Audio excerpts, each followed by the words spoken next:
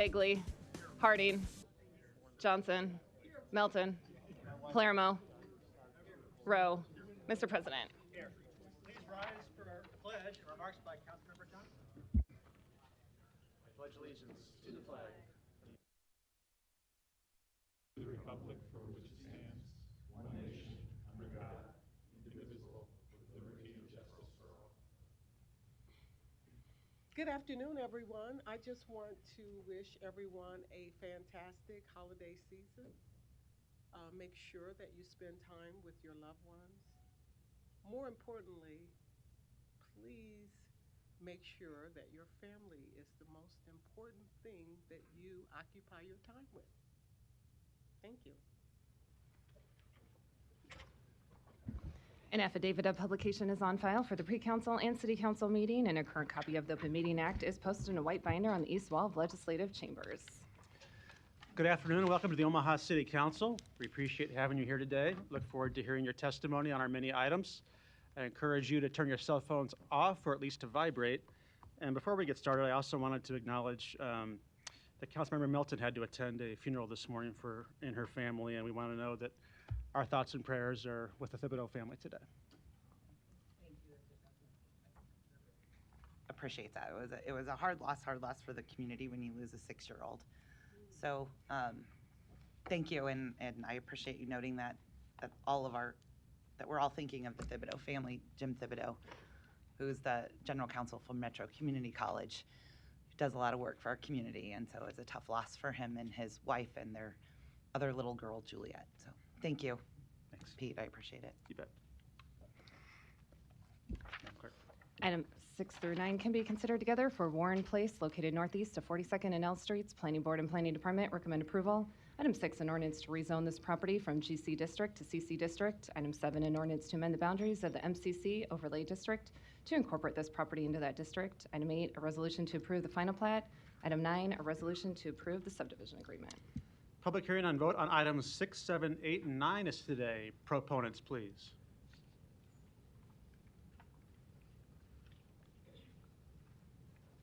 Good afternoon. Joe Duttless with Thompson, Dreesen, and Dorner, 10836 Old Mill Road. Here to answer any questions. Thank you. Any other proponents today? Seeing none, any opponents? Public hearing's closed. Mr. Palermo, you're recognized. Thank you, Mr. President. I just want to thank you for being here. I've noticed a lot of work going on in the corner. Definitely needed it. Much improvement to the area, and I'm sure the neighbors in my part of the city will definitely welcome what's coming there. And last time you couldn't say, so I won't say what's going there. But anyway. It's Starbucks. Oh, Starbucks. Yeah. You said it. Okay, great. Yeah, it's nice to have it 42nd and L. We had a rundown tire shop there for a long time. That was not so good on the ice. So we look forward to it. Motion to approve. Motion and a second. No further lights. Roll call. Bagley, Harding, Johnson, Melton, Palermo, Yes. Rowe. Mr. President. Yes. Motion passed 7-0. Thank you. Thanks. Items 10 through 16 can be considered together for Sanctuary Ridge, located northwest of West Center Road and 222nd Street. Planning Board and Planning Department recommend approval. Items 10, 13, and 14, ordinances to rezone this property from AG District to R4 District and DR District. Items 11 and 15, resolutions to approve the final plats. Items 12 and 16, resolutions to approve the subdivision agreements.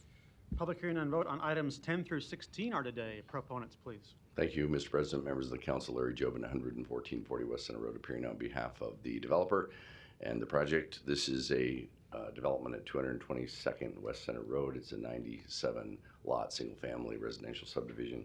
We're simply here to answer any questions that you might have. I also have Caleb Schneider of Lamper Nearson, the consulting engineers, if you have any questions.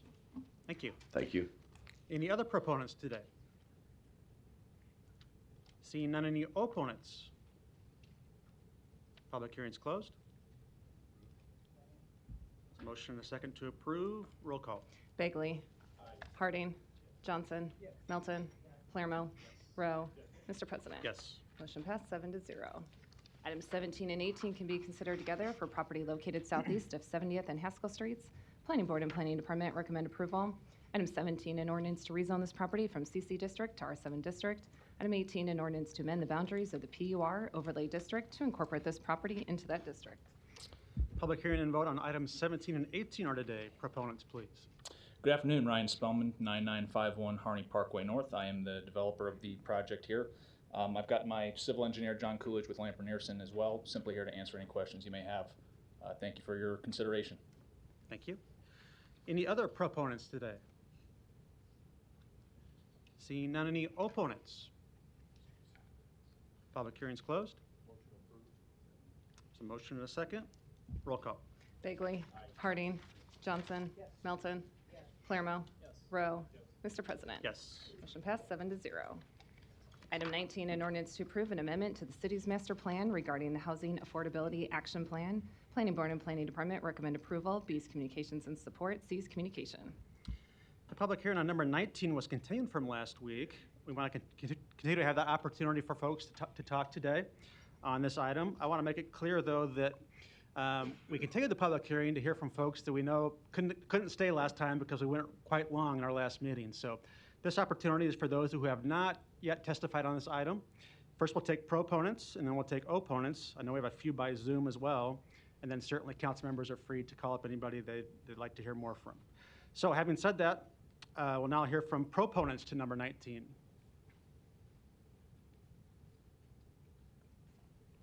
Good afternoon, President Festerson, members of the council. David Levy, Baird Home Law Firm, 1700 Farnham Street. I'm sorry I could not stay.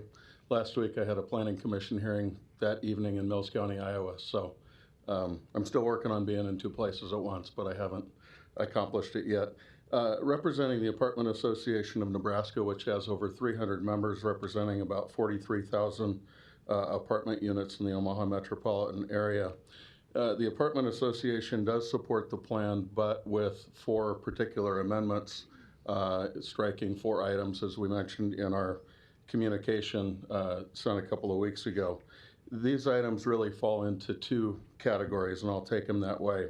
The first is the impact fee on affordable housing that's proposed on page 16 of the plan. Related to that is the exaction on residential market rate housing projects that would receive tax increment financing that is described on page 18 of the plan. Simply put, the Apartment Association sees it as counterproductive to burden market rate housing as a way to create additional affordable housing. Market rate housing and increasing housing supply is a primary way, maybe the primary way, to address affordability long term. And when you burden those, you provide barriers to entry. That is simply counterproductive to what the Apartment Association sees as the primary goal. Also, with the impact fee, an impact fee must have a nexus or a connection between what the impact the fee is trying to address and the fee itself. There's no evidence that I can see that market rate housing is the cause of the housing affordability problem. In other words, there's no impact there, and with no impact, there can be no nexus. That's a legal requirement for an impact, that there be a nexus between the impact and the fee, and that those be proportionate. And I'm not sure that you can make that connection with an affordable housing impact fee. And that's been true around the country. These kinds of fees and programs have been around for 35, 40 years in different cities around the country, and cities have really struggled to show that legally required nexus between the impact of market rate housing and a housing affordability challenge. So I would encourage the council to strike those 2 provisions from the plan in otherwise hopefully approving the plan. The second category is the tenant assistance and eviction protections and the source of income items on page 29 and 30. Those are both very important items, of course, but in the Apartment Association's view, those are outside of the scope of this plan. Again, the goal of this plan should be to encourage the production of market rate housing, reduce the cost of producing all housing, which will help affordability. There's some great things in the plan about addressing code requirements and things like that that really unnecessarily drive up the cost of producing all housing. And that's where the Apartment Association really sees that the focus should be. So with that, I'm happy to take any questions. Actually, one further thought before I do that, if you would, briefly. I've heard people say, well, this is just a plan. And if we adopt the plan, that doesn't mean anything in the plan necessarily has to happen. And I think, quite candidly, that takes away from all the work that's gone into the plan. It takes away from the importance of the plan. And it also, with all respect, I think it kind of sets the council up then for people to stand at this podium and say, well, it was in the plan, you have to do it. I don't think that's legally true. I don't think I'm telling any of you anything you don't know, but that does concern me, and that does concern the apartment association. And so while it would be easy to kind of kick the can down the road at this point and say, well, these things, you know, they're interesting. We need to look at them further. Let's keep them in the plan. I would submit to you again respectfully that that would be a mistake. Not including in the plan does not mean that you can't bring them up again. You could bring them up next week if you wanted to, or next year, one at a time. A housing impact fee, a TIF impact fee, and these other items that I've spoken of, these are significant changes to the city of Omaha's municipal code and the way the city does business. And I would really encourage you to take those out of the plan, take them up separately if you like, but not get caught up then in people saying, well, they're in the plan, you have to take them up. So thank you for allowing me the time to speak, and happy to answer any questions again. Thank you. Any other proponents today that have not spoken?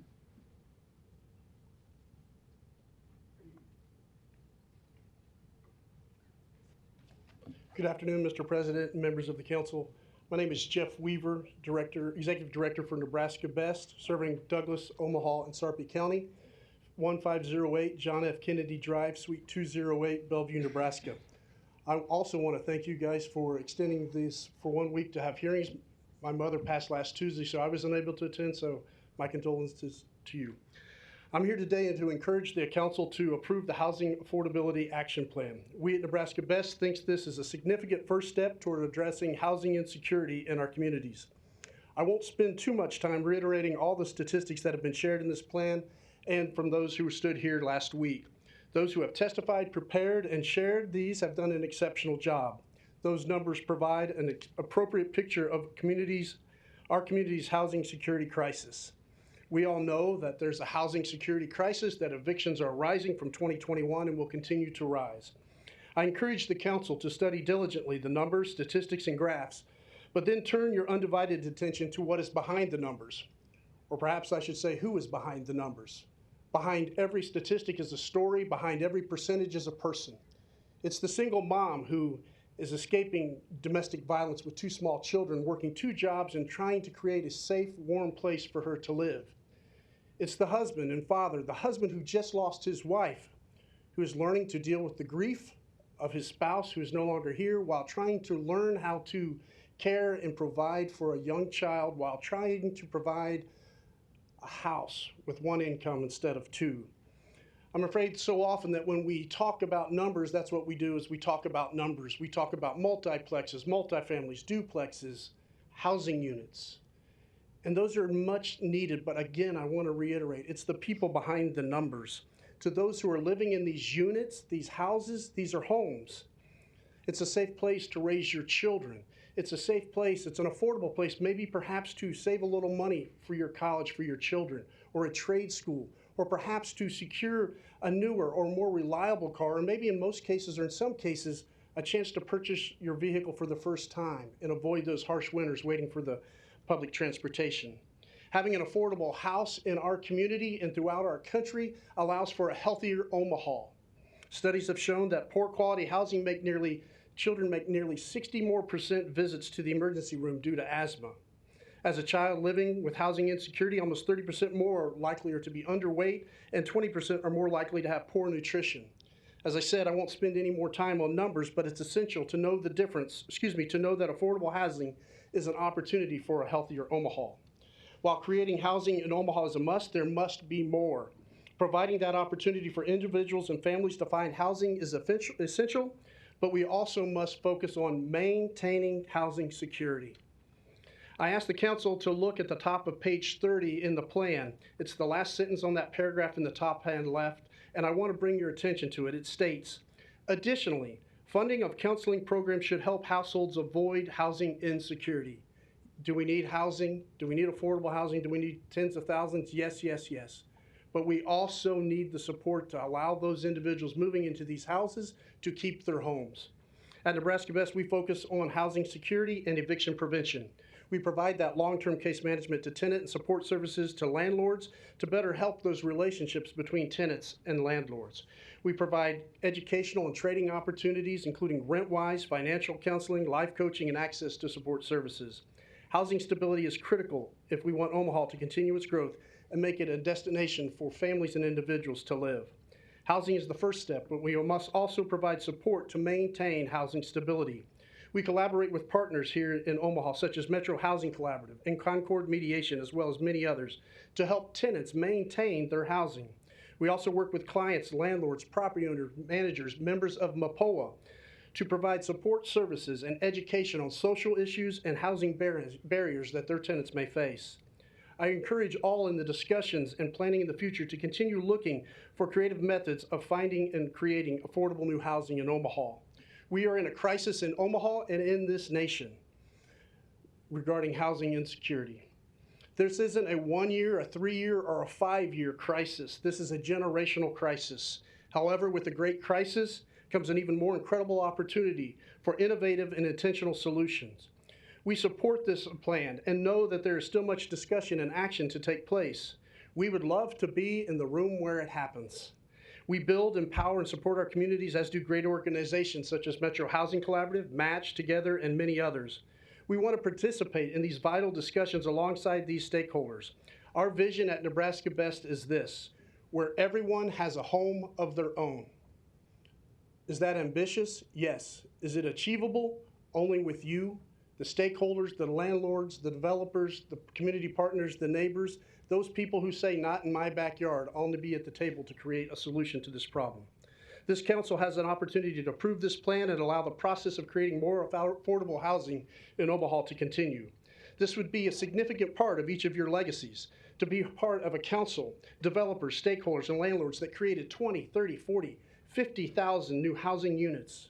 What's even more significant of that is the 20, 30, 40, 50,000 individuals and families that will be able to create their own legacy in a safe and affordable home of their own.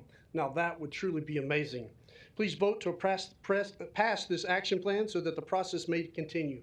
Thank you for your time, Mr. President and council members. Thank you, and sorry for your loss as well. Thanks. Other proponents? Hello, council members. My name is Patrick Kavanaugh. I'm an attorney, 701 Parkwood Lane, but I'm also a property owner. I own multiple residential units in Mr. Begley's district, Mr. Festerson's district, and I've managed and owned those properties myself for 20 years. I've been fortunate that I haven't ever had to utilize the services of the county court for eviction purposes or for any other tenant or landlord action. And I started, and I believe I had that luxury because of communication, interacting with my tenants, understanding the disparity between the power dynamic of owning the property and them renting a place. That's been an important thing for me to maintain housing for all of the tenants that I provide for them. I have had the luxury or the opportunity to be involved now with the tenant assistance program, and I know that that's part of this housing stability and the affordable action plan, and I just would encourage you to support that program and advance that action here today. Being involved with the tenant assistance program, Councilwoman Melton, we've had some great outcomes. As a landlord, I really appreciated the aspect of going in there and negotiating with other landlords or landlords' attorneys and getting money for those landlords, because I, to be honest, am in this for the money. As a landlord, I try to get myself money and provide safe and affordable housing for my tenants, and that's what we've been able to accomplish. And I don't know that would happen on a regular basis without the tenant assistance program. It's a vital resource that allows people at least one more month of safe, stable housing. And I encourage you to continue to provide that the source and the support that this plan does provide. So I ask for your support there and any other support in this program relative to maintaining affordable housing in our great city. Thank you. Thank you. Any other proponents today that are in the audience?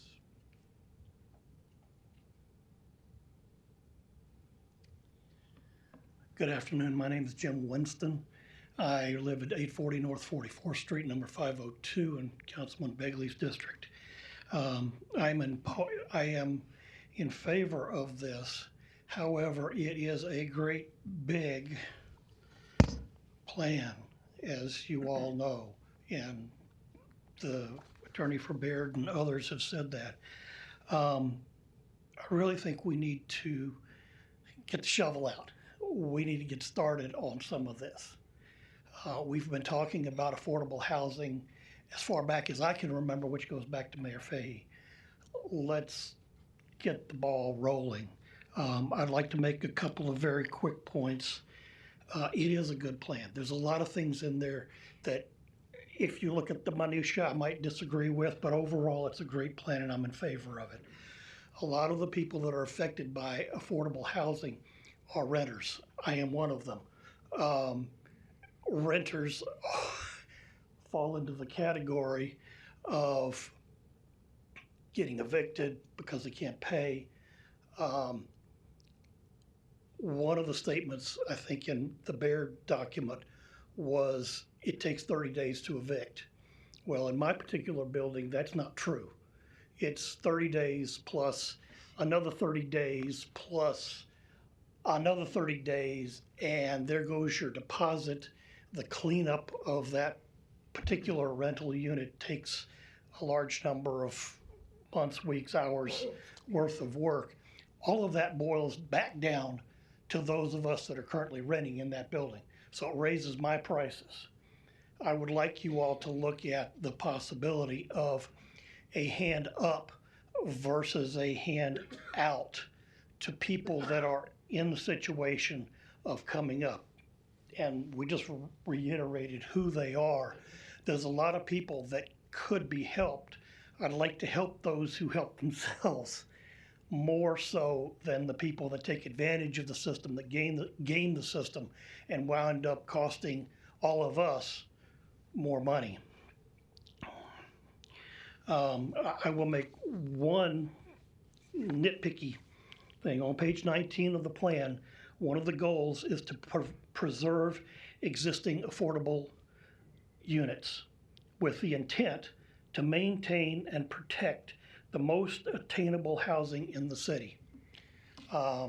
Ladies and gentlemen of the City Council, you all just approved the urban core housing, blah, blah, blah, otherwise known as let's fund a streetcar, which affected how many blocks to either side of that, which will take people in that affordability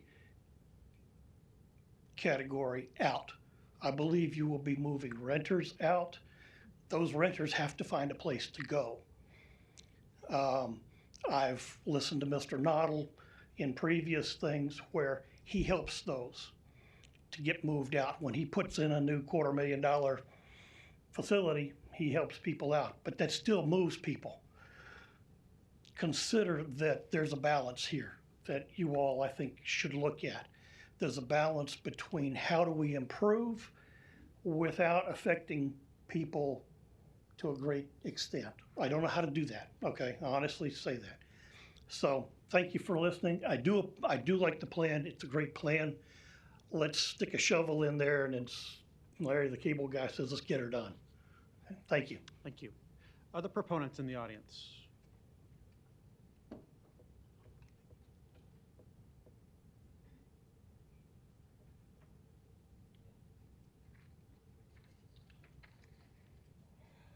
Hi, my name is Bree Full.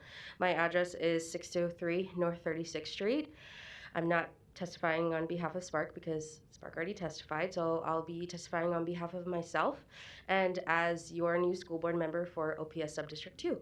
So I'm here to support the Housing Affordability Action Plan. I just want to reiterate the strong and extensive public participation process that the planning department went through in order to come about this plan. They had 7 open houses. They had 35 listening sessions that included a session for property managers, a session for the Metro Area Property Owners Association, and a session for the Apartment Association. They had a community survey with 1,900 respondents. They had a public comment period when the draft was posted, and they had over 3,000 Omahans total that gave input on this plan. So I just want to reiterate what a good job they did in making sure that they got input from everybody. I wanted to offer you my personal experiences as well, growing up in Omaha as a low-income child. And I grew up in Section 8 housing as well. And unfortunately, there isn't enough quality housing units available to those who are living in Section 8. When you talk about source of income discrimination, it's important that we leave those in this plan and that we don't touch that, because my mom did not have enough quality housing options, and I actually developed childhood asthma from the toxins in our house, and we weren't able to move, and we had no other options, so we had to stay there. And so the health of our children, the health of OPS children, depends on whether or not their caregivers have access to this high quality housing.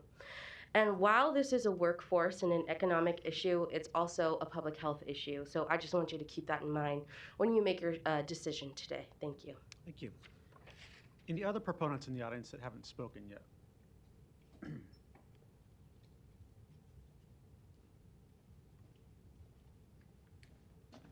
Hi, good afternoon. I'm Matthew Kavanaugh. I'm Executive Director of Holy Name Housing Corporation, 4324 Fort Street. So I just want to reiterate what Bree said and congratulate the council, the planning department, RDG on putting together a fantastic plan with a huge amount of public input. I was really impressed.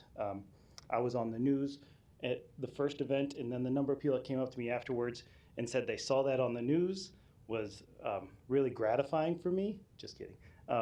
And you guys are a tough crowd. So, but no, I think it illustrated that it was really well publicized in a lot of ways. So, and that came through in the plan. The plan was written very clearly, concisely. I think it's probably one of the best plans of a lot of housing plans I've read that got straight to the stakes, made it clear, had really actionable and important recommendations. At Holy Name Housing, we are both we're a developer, a general contractor, and a property manager. I see elements of this plan that will support every aspect of our business in that regard. I think that it will be tremendously valuable for the community if we can approach some of these things, in particular the land use and zoning issues. If you are a proponent of taxpayers or freedom, I don't know that I've seen something that the city council could take action on in many years that would be more beneficial to both taxpayers and property rights and freedom. Allowing people to make full use of the infrastructure investments that we've already made in the community in a way that's sustainable and valuable. So I think that's about all I have. I think the plan, one of the best pieces of evidence that this is an excellent plan is there's things in this that I find are lacking and wanting, and there are things in this that I never thought of myself and that I learned from. So I think that's evidence of an excellent plan, and I would really encourage the board to support and adopt this proposal. Thank you. All right, thank you. Other proponents today? Seeing none more in the audience, we do have, I think, 2 by Zoom that registered previously. Carolyn Ryan, we'll take you off mute here in a second. Okay, try that. Can you hear me? Yes. Great. Good afternoon. My name is Carolyn Ryan. I live east of 72nd. Thank you, council, and thank you to HBK for your work on this plan. And Carolyn, just so those that know, she did take advantage of this council's registration program. She did not have to provide her address, so that's why she gave a general notation there. Okay, continue, please. Thank you. I want to also thank the planning department, not only for your work on this plan, but also for your recent installation of a speed radar monitor in my neighborhood. As was shared in opening remarks, family is the most important. And as a mom of a very squirmy 5-month-old who'll be playing out with the neighbors in no time, I appreciate this measure to help keep my family and our neighbors safe. Joining the conversation today as a community member, a former Iowa landlord, and a current program coordinator of a rapid rehousing program for local homeless service agency, where I've worked in direct client care, as well as staff supervision since the beginning of COVID, after over 6 years work in homeless services in Iowa. I think the plan before us is very interesting, and I certainly learned a lot from reviewing it. Overall, I support the adoption of a plan like this to help guide planning and budgeting decisions in the future, but feel strongly that there are two very important pieces of the puzzle missing, without which the future housing ecosystem of Omaha will not be safe or fair or healthy. While this plan has a laundry list of potential strategies to increase the availability of independent housing, it does not acknowledge the very real need for affordable housing options for those who need higher levels of care, such as skilled nursing and group homes, including but not limited to our aging boomer population. Secondly, this plan lacks any clear measure for proactively ensuring basic landlord competency or unit safety, or any steps the city can take to enforce the law when it comes to fair housing, which I think others working with low-income renters will tell you is a major problem in this community. I know it's a busy day, and to be respectful of everyone's time, I just have a few anecdotes and data points to illustrate the importance of addressing these two problems in the plan. First, affordable housing for those needing higher levels of care, including but not limited to older adults. 10,000 people turn 65 in this country every day, and the future for them will look different than how it has for our parents and grandparents. More elderly will be kinless in the future and won't have an upper-class family with a big backyard to build them an ADU. I've been told that at Together Inc. in 2021, 67% of rapid rehousing clients were over 55, and in 2022, that number jumped to 80%. The trajectory of housing needed for seniors living with basic monthly income of about $1,200 from Social Security, so not necessarily the missing middle. I did notice AARP's letter of support for the plan, and I have to say I respectfully disagree that the framework laid out in this plan will guide the council in the right direction with regard to seniors. I applaud the city in their recent hire of Tamara to serve as your homeless liaison. One thing I hope she can do in this position is educate decision makers further about how the coordinated entry system works with the COC. This is a system used to get street homeless and folks living in shelters into housing.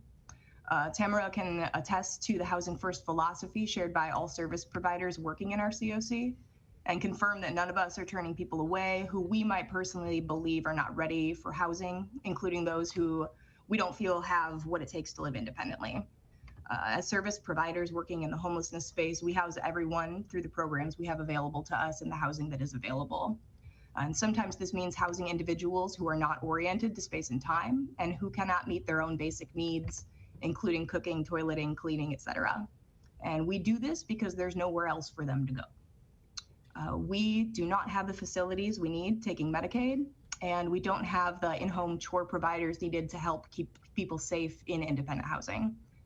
This affordable housing resource gap absolutely needs to be addressed, as it stresses the already very precarious system that depends on landlord willingness or benevolence to work with us and our vulnerable clients. If housing is not created for the folks with higher acuity, which one version of the plan at least estimated to be somewhere between 4 and 5%, these individuals will try to cook for themselves. And when they do, they may leave their stoves on. And when they leave their stoves on, their units may burn with themselves, their neighbors inside, and the community will no longer have that affordable housing option. Appropriate affordable housing is a public safety issue, and I encourage the council to engage in deep and sustained conversations and planning around how to appropriately and safely house tenants who need affordable housing that comes with additional support and care. This brings me to the second gap in the current plan. There are currently no strategies identified that are sufficient to ensure that landlords and property managers, including out-of-state investors, et cetera, have any competency in safety and legally operating their businesses, which are people's homes. I just have 3 brief anecdotes about why this is important. Hey, Caroline, I'm going to encourage you to speed up a little bit. We do have some other testifiers we need to get to. All right. As a case manager, I've experienced really devastating consequences of unfair housing. I know of a toddler who was electrocuted by some farmer wiring done by a landlord that didn't know what they were doing. I worked with a woman who lived in a house owned by an out-of-state investor and brought her preemie baby home to an apartment full of black mold. And then realized that her building was sold from one out-of-state investor to another. In my experience as a case manager, I've also had the experience of having numerous landlords turn down clients based on illegal criteria, such as I don't rent to families. And when I've shared stories like these, I've been met with suggestions on more than one occasion that it's my responsibility as a service provider to educate these landlords about fair housing and advocate on behalf of my clients, and I disagree as a former landlord. When I owned and rented property in Dubuque, Iowa, I was required to carry a rental license. And in order to earn that license, I and all the landlords wanting to rent property in that community were required to attend a class about property management facilitated by the city. It covered the basics of housing law, and it required that my unit pass an inspection prior to being able to rent it to people in the community. I learned just last week that Omaha doesn't even require licensing of landlords or require that any demonstration of basic knowledge of safety or fair housing is required. So these are people that are in charge of other people's electricity, water, air, and heat. It's a public safety issue. So Caroline, Caroline, I need you to summarize here if you would. I do understand the perspective of the landlord that this is a laundry list. I think that these items are missing from the list. A deeper analysis and strategy to address the gap in supported and assisted living is needed, and a proactive system, and I recommend landlord licensing predicated on attending a course to educate on at least fair housing law is required. And I encourage you to commit your minds and hearts to developing a robust plan for implementation so you can one day say that housing in Omaha is fair and safe and affordable, because at this juncture, it is not for everyone. Thank you. Appreciate your testimony. We'll now move to opponents. A reminder, these are folks that did not have a chance to speak last week.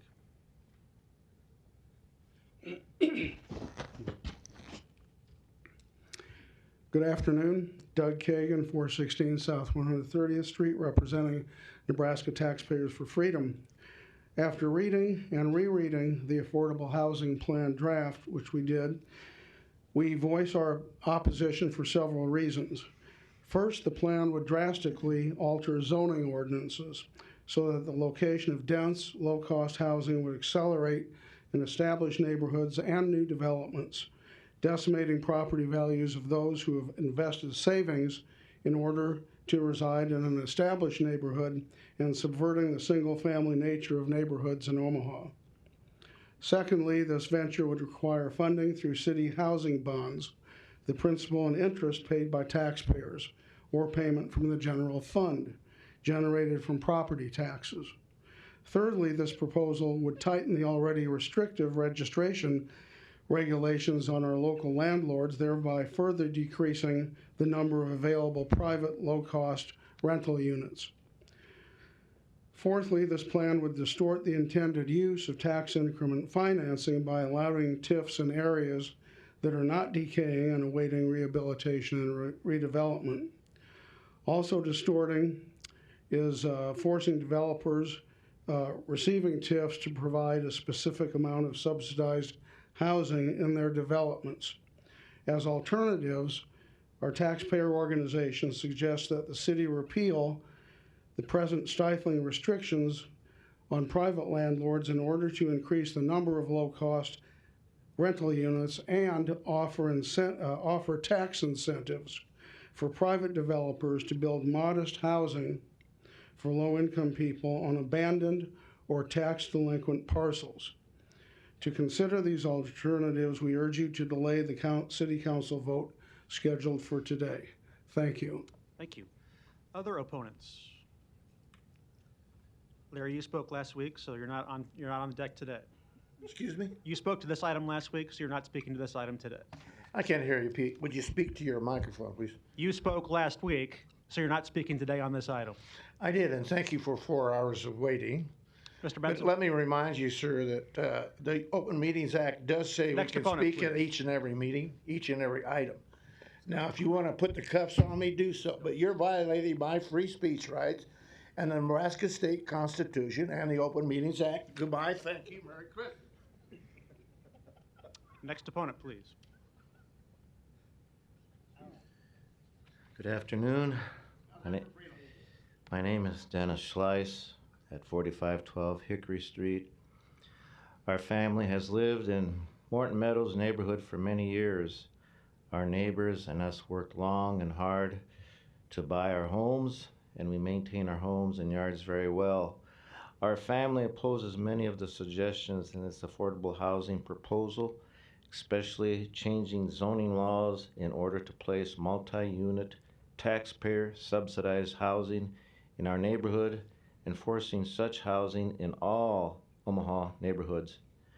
Our suggestion as an alternative is to allow urban homesteading in depressed areas of the city in order to renovate these areas with suitable economical housing. And thank you. Thank you. Other opponents today?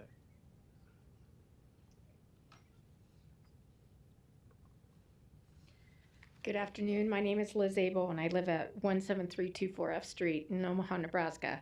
I am a native Nebraskan. However, I just recently moved back from North Texas after living there for 30 plus years. And I realized that affordable housing, i.e. Section 8 housing, is a problem almost everywhere you go. But two things stand out to me personally. I've heard it said before that this won't cost the taxpayers anything. That may be true of the initial building costs. But I don't think it will be that way down the road. What I understand to be the case and have seen is that when you have high density housing, many people move into those apartments more than what they were specifically built for. These people all need services. Their kids need to go to school. As I've been back here 3 years and living in Millard, there hasn't been, I don't think, a tax that the school districts have not approved, the taxpayers have approved. Consequently, our taxes this year have gone up more than 26%. So we came back to live in a house that was really our dream house. And what I don't want to happen is to see these high density apartment buildings coming into the established neighborhoods and sucking up services only for us to be taxed higher amounts down the road. The other thing I would say is that typically in high density apartment complexes, you have more crime. Right now, it's not uncommon for me to see 2 to 3 thefts on my Nextdoor app, and that's without Section 8 housing. I can't even imagine what it would be for the influx should that be the case. I understand it's a problem. I adhere to some of the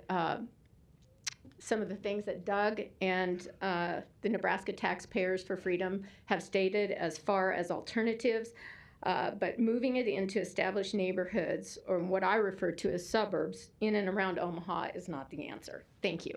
Thank you. Other opponents today?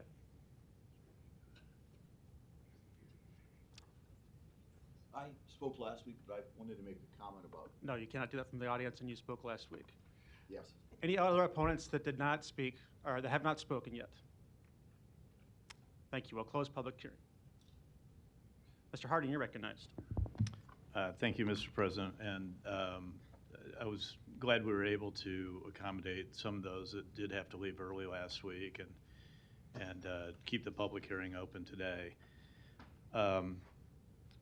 I introduced, or I talked a little bit about having some amendments last week during our meeting, and so I'd asked the law department to put those together, and I think what we've done is put it all in kind of one package, and I guess I'd like to address their four. I'd like to have them addressed individually if that's possible. We might have to ask the clerk to help us walk through that process. But the first one would be, and this was actually kind of in part brought up by one of our testifiers last week who was testifying really in favor of the Housing Action Plan, but mentioned that she thought there were some issues on both sides that maybe needed to be addressed or amended. And so in particular, it's on page 16,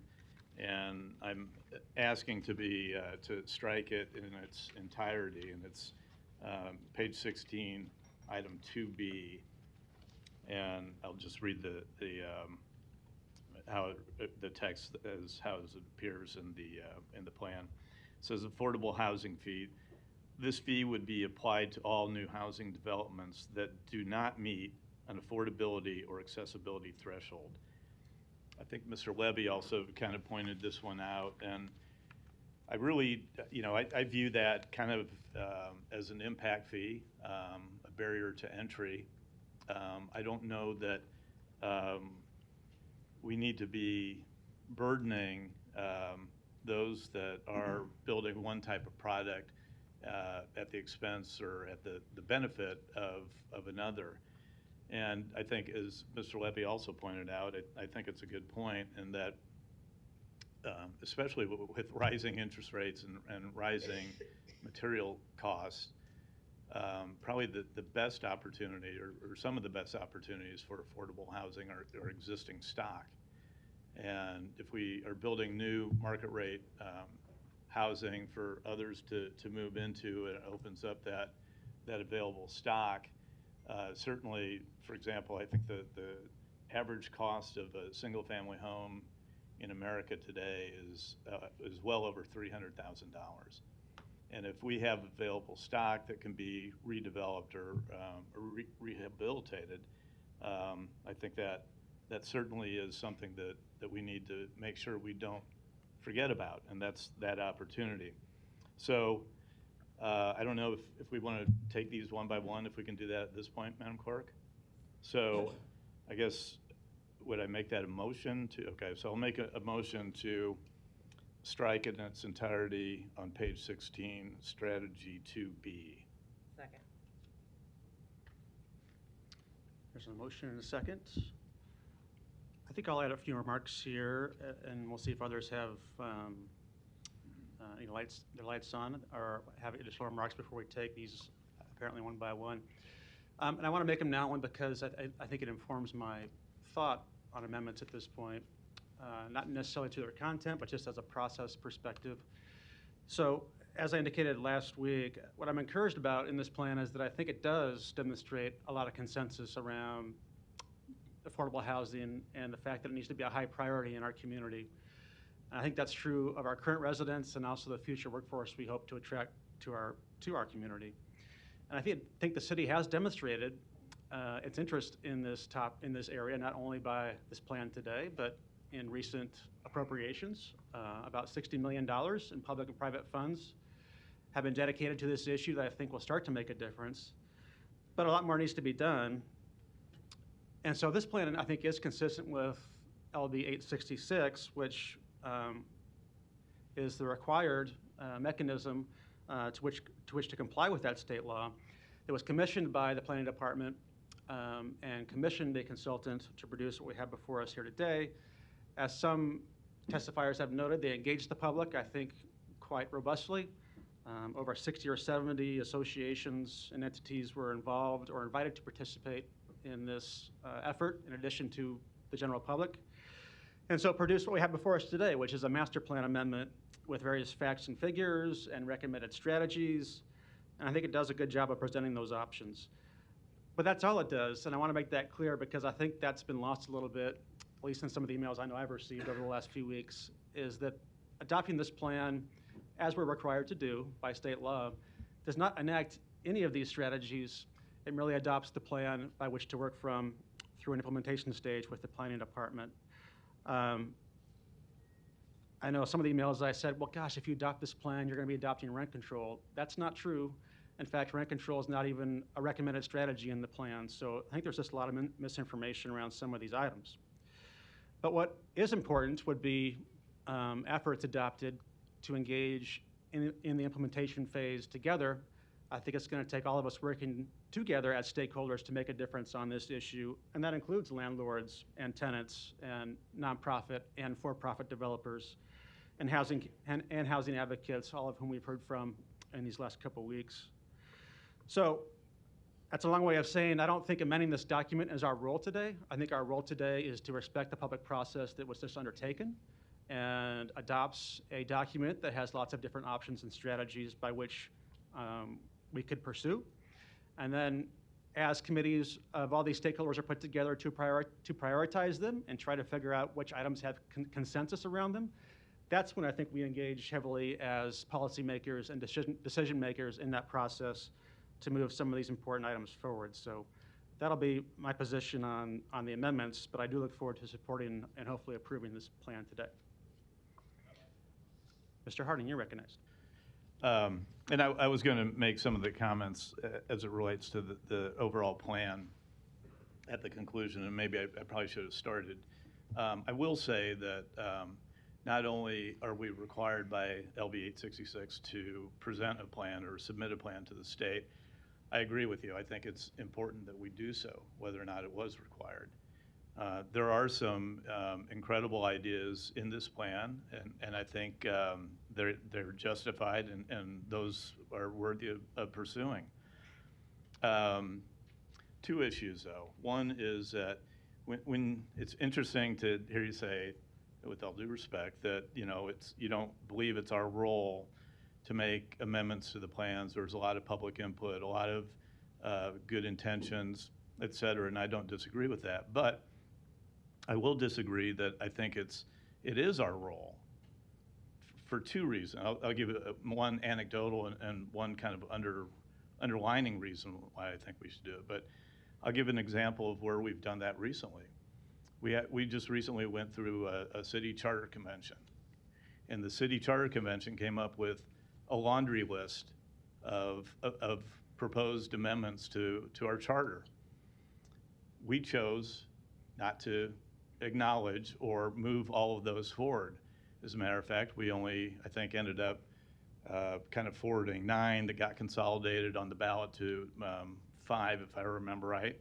But that is our role, is to take a look at the information that's presented to us and make decisions on what needs to maybe move forward and what doesn't move forward.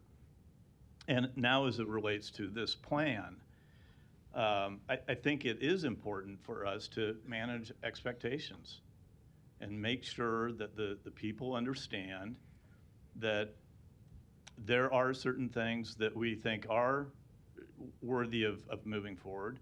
There are items that I think should be, or in my estimation, warrant discussion as to whether or not they're included in it.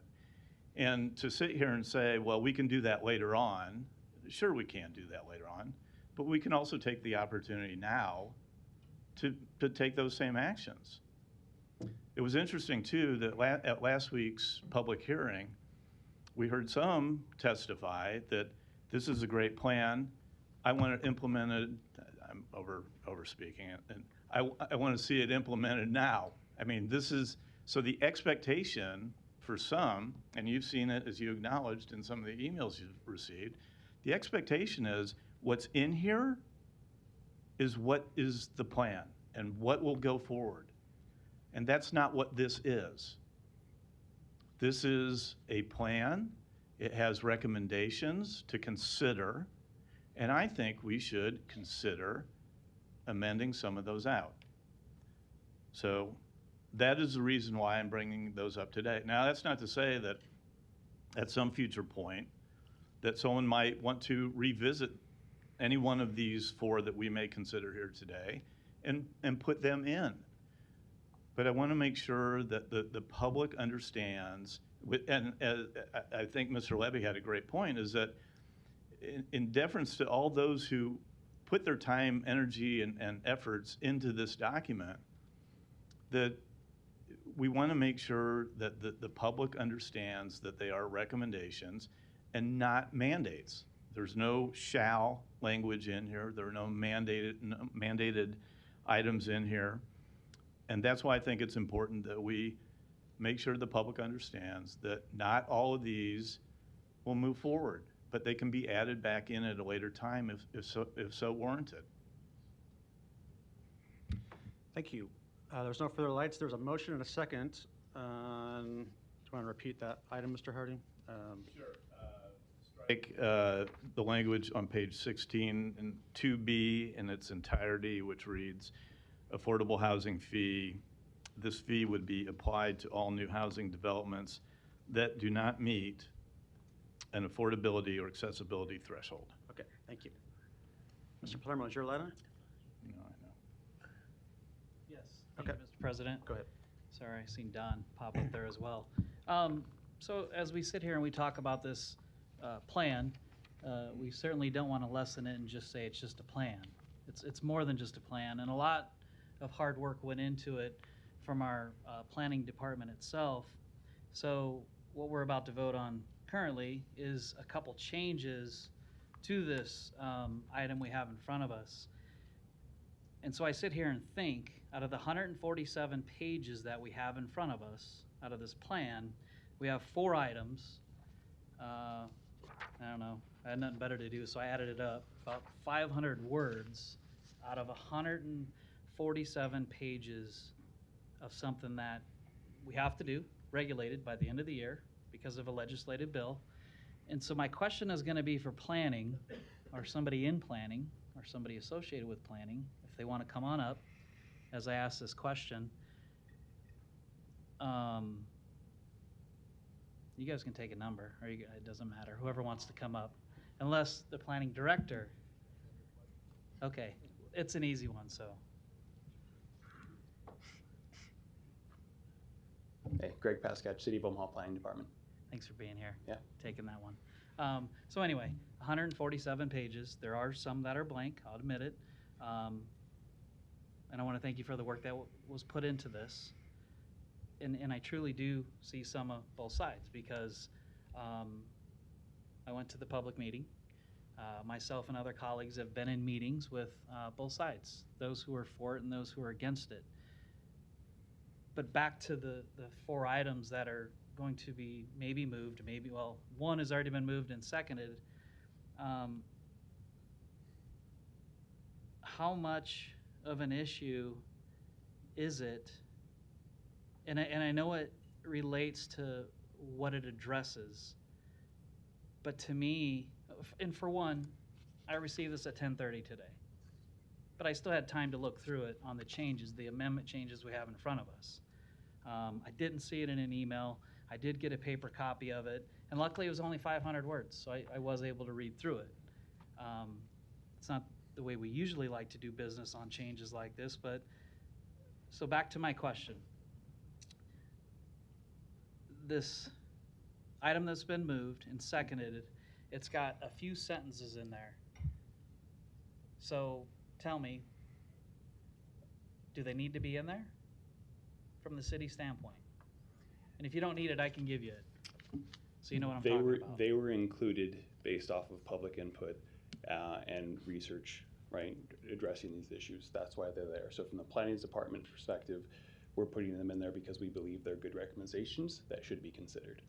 Okay, so from the public input, and you've met with people who not only were in front of us opposed to it, but weren't here and opposed to it, and you didn't feel that these specific items needed to be taken away from this plan? Correct. Okay, that's all I needed to hear. Thank you. Thank you. Mr. Rowe?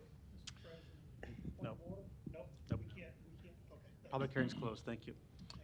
Thank you, Mr. President. I wanted to just weigh in a little bit as well. I too appreciate all the work that went into this plan by Amy and her team and the people in planning, and there was a lot of work. And I mean, there was a lot of sausage making that went on to get to this point. I mean, I can't even imagine all of the detail that went into coming up with this plan. And I know there's going to continue to be a lot of sausage making that goes on, because as Mr. Harding said, this is not a policy that we're voting on today, it's a plan. And I like the idea. I think most of us up here ran on affordable housing. It's important to all of us. We recognize the need. We know it's complicated. It's a tough issue. And, but we want to tackle it, and now's the time to tackle it. I'm not sure that it's time to get into the sausage making up here and dealing with amendments. And I typically agree with my friend Mr. Harding, but today I may not. And I'll take the consequences. When these come back as recommendations, there's going to be plenty of them that I push back hard on. There's several. This one in particularly, I'll push back on and say, no, I don't agree. I don't think we need to have development fees. I do view them as an impact fee. But that's when I think that's going to, that discussion or that vote takes place then. It's not taking place today. And so I think we should just push the plan forward. It's a chance to get the shovel in the ground, to get to work, and it's a starting place. This is not the ending place. This is not a document that we just put on the shelf and forget about. It's the starting place for some meaningful discussion and make some real changes that have an impact in affordability. And I think there are some things in there that can do that. There's more than 4 in here that I think I'd push back on.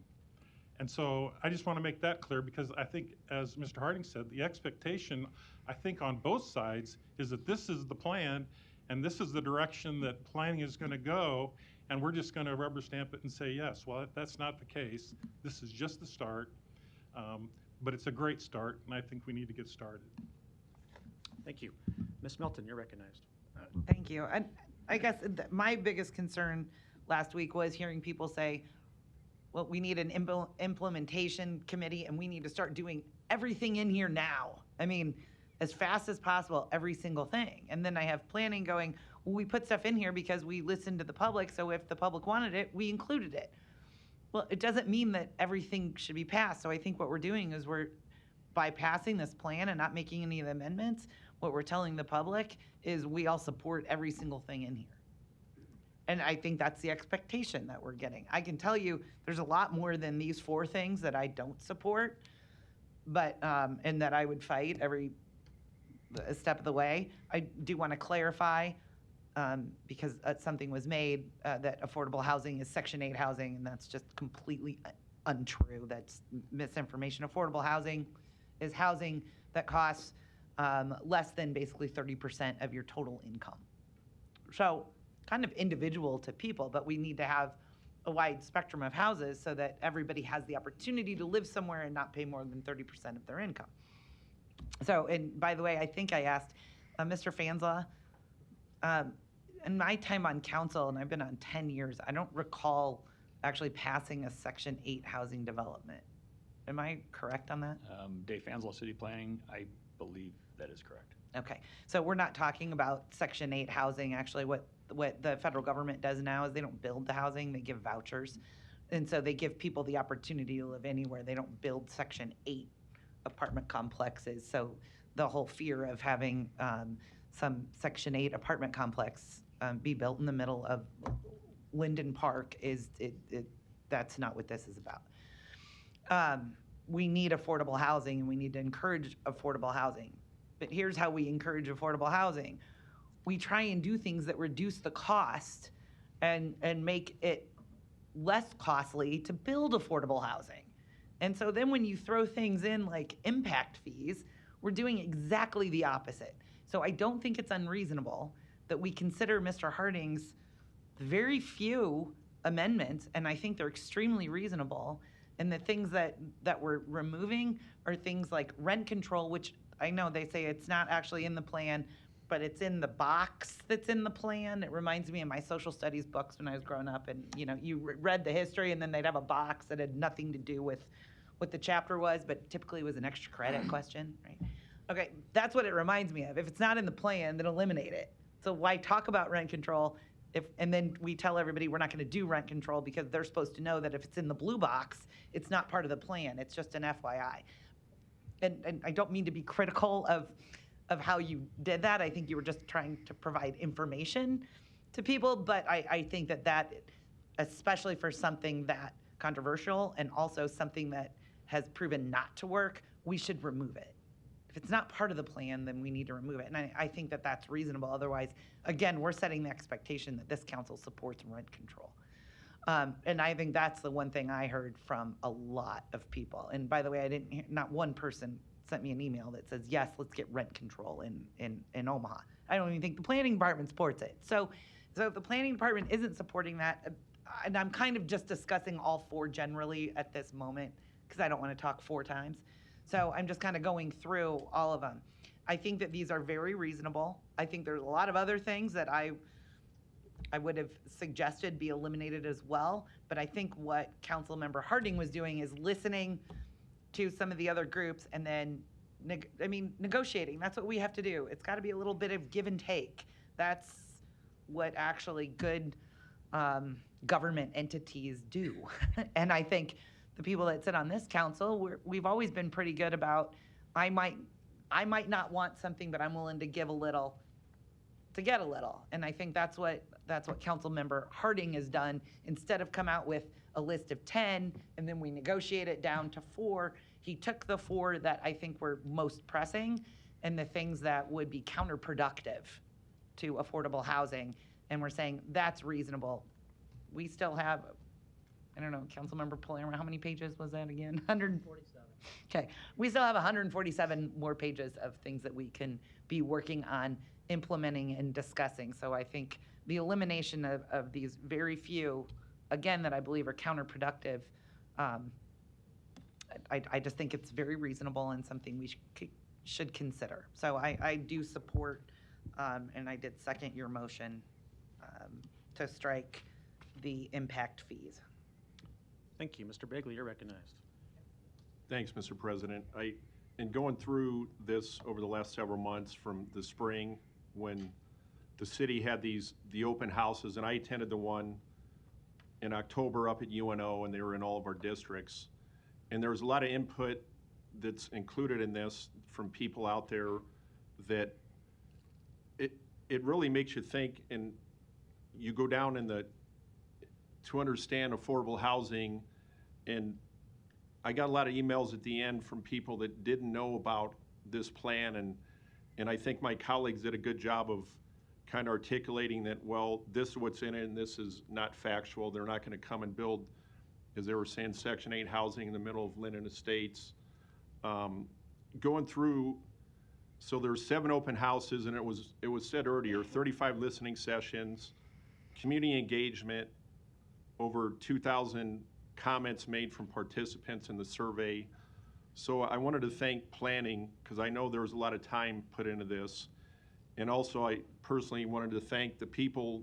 In fact, this last weekend I had coffee with a stakeholder that gave me a lot of good perspective on this. So in talking to my colleagues as well, when you hear things in your districts, and when these 7 open houses were going on throughout the last year, you get the different perspectives on it, on affordable housing and this action plan. So again, I want to publicly thank the people, and you know who you are, that sat down and walked me through things that I had issues on, and helped me understand it better as we go forward today. Thank you. Thank you. Ms. Johnson, you're recognized. Thank you, Mr. President. First, I would like to thank HDR for taking the time and energy to investigate and research what was charged for you to do. Therefore, I'm going to go ahead and support this. Thank you. The recommendation of the action plan. Thank you. Thank you. If there's no further lights, there's been a motion and a second on the amendment. Roll call. Bagley. No. Harding. Yes. Johnson. No. Melton. Yes. Palermo. No. Rowe. No. Mr. President. No. Motion failed 2-5. Mr. Harding, you're recognized. This has to deal with tax increment financing. It's found on page 18, and my motion would be to strike in its entirety strategy number 8. I don't think I'm going to read the whole thing, Mr. President, because I think we all have the information in front of us. But I guess in a nutshell, and I've been, I think, what I would rather have seen maybe is, and not in so many words, but in direct words, stating that what we need to do is come up with a policy or a tool that allows for or incents the development of affordable housing citywide. Currently, TIF can only be used in certain areas. And as it's been kind of proposed, one way to do this might be that you require a certain percentage of the development, multifamily or single-family developments, to include a certain percentage of affordable housing. And I think if we really want to be serious about addressing this issue, we need to find something that is certainly more impactful, because, for example, if we had a 150-unit multifamily development and you required 10% of that to be affordable housing, that's 15 units. And if we're talking about 80,000 unit shortfall over the next coming years, I don't think 15 units is very impactful. So if we really want to be serious about finding ways to address this issue, we need to find that tool or that incentive for those who want to develop in all parts of our city.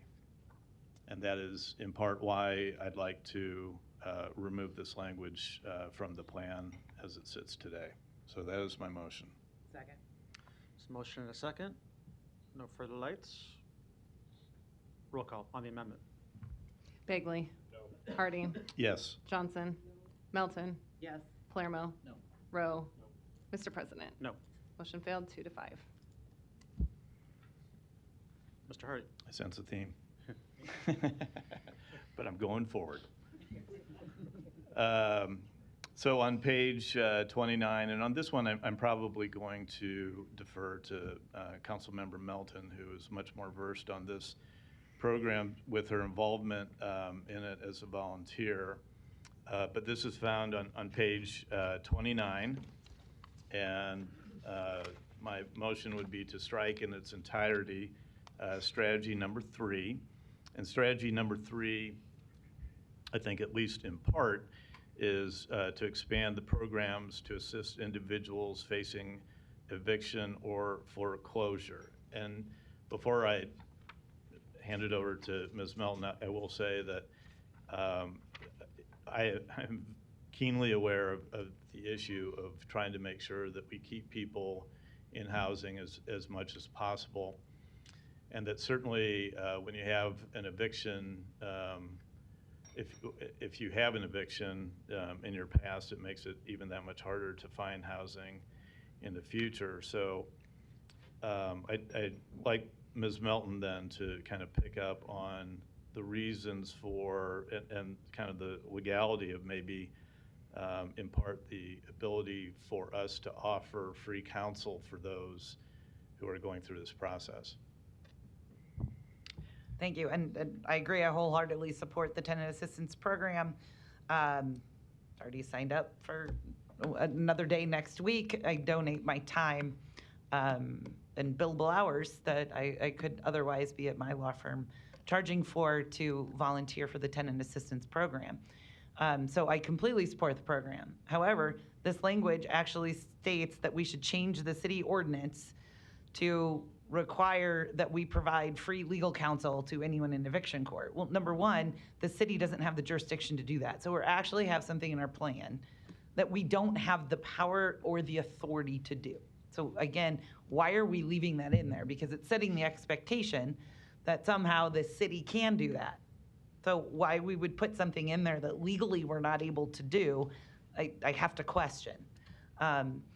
Second, it would just be to city of Omaha residents. Eviction court is county court. It includes anybody that lives in Douglas County.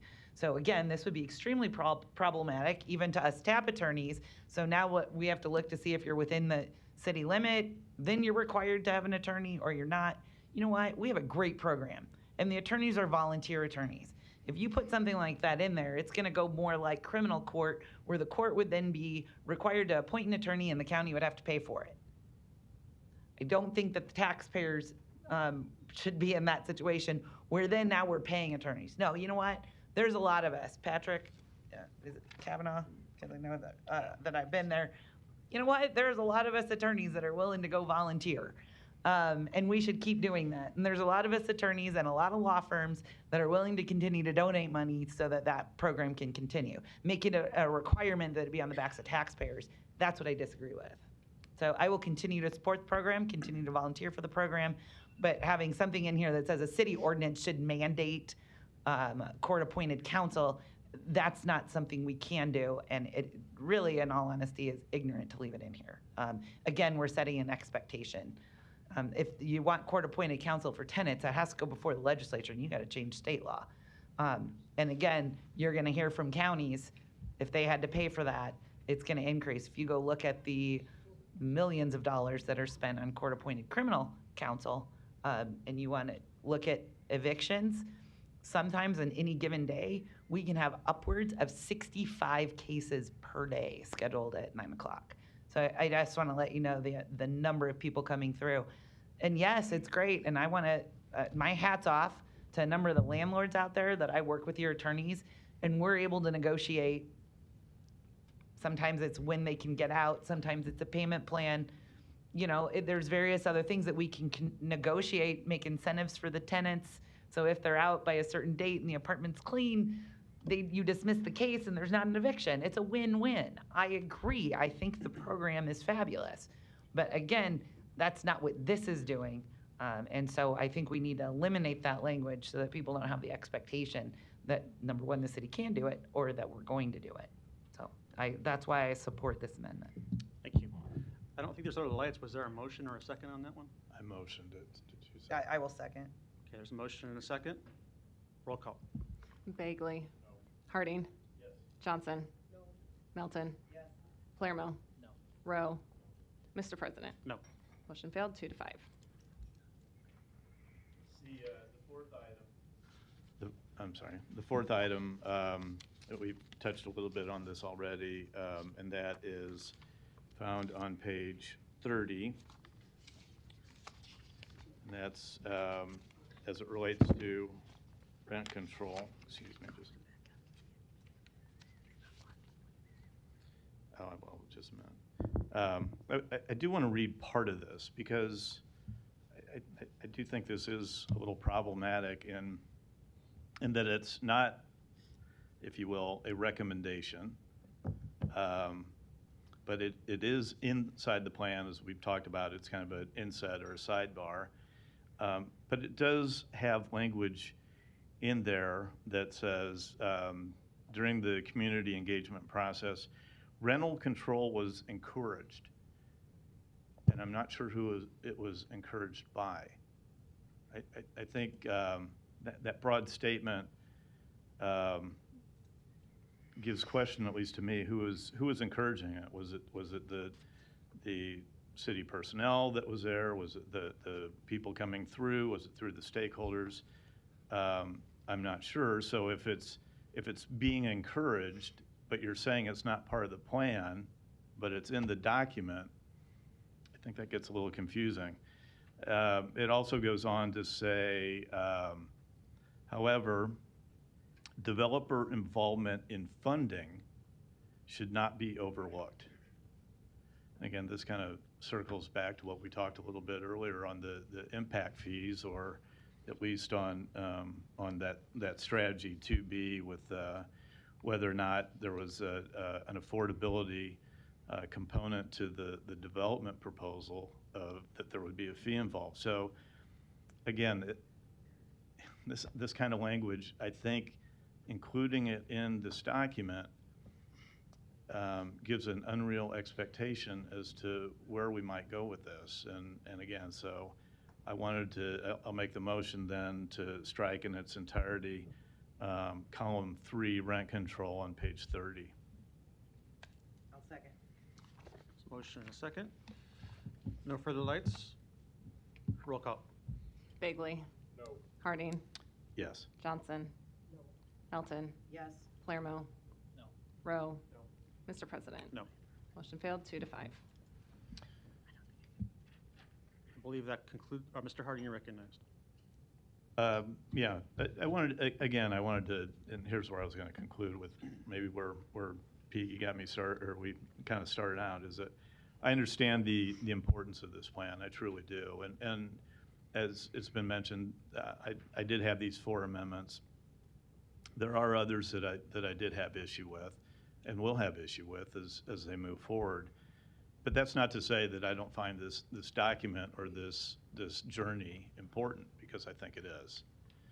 I want to thank my council members for at least considering or at least hearing me out on some of these issues. I know that we'll see many of these issues as the implementation process comes before us in various parts in the future. So, as Mr. Rose said, I think there will be others that, maybe at this point are okay with the language in there, and that's fine, that's their prerogative. But I think at some point we'll have these same discussions on some of these issues and others, and I look forward to that robust consideration. Thank you for your time. Thank you. Ms. Melton. There's been a lot of work, but I think that these were extremely reasonable amendments. Extremely reasonable and very limited, especially due to the fact that there's so much other language in there. Because these were such reasonable amendments, I thought that these should pass. And I think if they could have passed, I mean, we literally had the planning department admit we weren't suggesting rent control, yet this council just voted to keep the rent control language in there. And so, I mean, if you were gonna at least have one that was reasonable, we could have at least passed the one that called for rent control. But I think what this council just said is they actually support everything in here, and they support all 4 of those. I thought that these were very reasonable, and if we're not going to accept these, I can't support sending this plan to Lincoln and telling not only the citizens of Omaha I want all of these things in there, but telling the state of Nebraska and our legislature that I support all of this as well. So I was going to vote yes for this plan with these amendments. And in fact, even if we could have gotten 2, a couple of them, again, I'm always willing for a give and take, but the fact that we couldn't get any of these unreasonable amendments that are actually counterproductive to affordable housing, which is what this plan is supposed to do, then I can't support sending this plan to Lincoln. Mr. Rowe, you're recognized. Thank you. I just want to make sure that everybody is clear. I think these were reasonable amendments as well. And clearly, the reason I voted no was I think we have to look at that whole plan, and do the hard work that it's going to take to come up with actionable items. And to just strike 4 of them, I think that would have been, in my own heart, that would have been counterproductive, because then I'd say that everything else is on the table and is a go. And some of those things are not. So I just want to make sure everybody's clear that there's a lot of work to do before we get this thing into law. And there's going to be plenty of pushback. There's going to be plenty of give and take, like Mrs. Melton said. But that's going to happen here in the near future, and it's got to happen rather quickly. Thank you. Mr. Palermo. Thank you, Mr. President. And although I didn't vote for the amendment changes, I do appreciate them. I mean, I gave them some thought. Could have probably gave them more thought if I had more time, but I didn't. And it probably wouldn't have changed my vote anyway, because as I looked at this plan and all the work that went into the plan on the 147 pages, I couldn't help get the fact out of my head that every one of them had draft printed on them, which to me means in a draft form, a plan. These things are not set in stone. And I've given my word to groups that were for it and against it that, hey, we may pull things out of here that you may not like, or we may add things in here that you may not like. We are going to see these items again.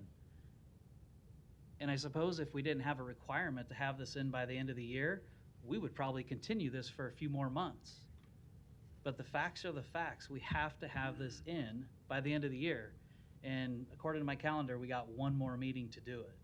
So with that being said, and knowing that, I'm going to make a motion to move agenda item number 19. I'll second. Mr. Harding, you're recognized. Thank you. You mentioned we had 1 more week, Councilmember Palermo. And that wasn't an idea. It gave me an idea.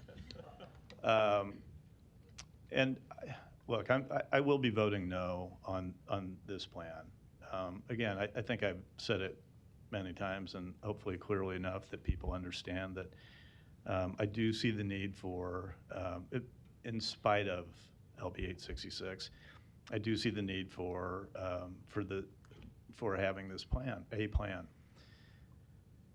But in good conscience, with I think some reasonable requests to amend this plan, which I could have been supportive of. I support having the Housing Affordability Action Plan. I will work for implementation of many of the components of it. I will not be in favor of many of the components that are put forward in this, but we'll continue to work forward to see that we do address this issue. But again, I think I know some people might view this as use it against me to say that I voted against the plan, and that's fine, because I don't agree with the plan as written. And with the amendments, I could have been supportive of it. But again, I appreciate my fellow council members' consideration and look forward to the conversations we'll be having about this in the future. Thank you. There's no further lights. There's a motion and a second to approve the plan as introduced. Roll call. Bagley. Aye. Harding. Johnson. Melton. Palermo. Yes. Rowe. Mr. President. Yes. Motion passed 5-2. Thank you for your testimony. We appreciate it. Next item, please. Item 20, to consider a Class I liquor license for El Pollo Tote located at 5007-5009 Grover Street, East Communication Opposition. Public hearing and vote on number 20 is today. Proponents, please. Hi, my name is Sergio. The address is 5007 Grover Street. And I'm here to you guys reconsider to give me back the license. Great, thank you. Any other proponents here today on number 20? Seeing none, any opponents? Public hearing's closed. Mr. Palermo. Thank you, Mr. President. Sergio, right? Right. Okay, thanks for being here. Tell me about why you're here for this liquor license. Because Tell me about your business. I got a restaurant, and I think I need the, for the community, they like to eat with alcohol. So, but I lose the license. I don't know. I'm not agree the way I lose. So, you lost your liquor license. Yeah. But and that wasn't from us. That was from the Liquor Control Committee. Yeah, exactly. But you don't agree with the way you lost your license. Yeah. Okay. Help me out. Why don't you agree with the way the Liquor Control Commission took your liquor license? It's not the liquor license. I hired like my first employee, and it's 2 days working with me.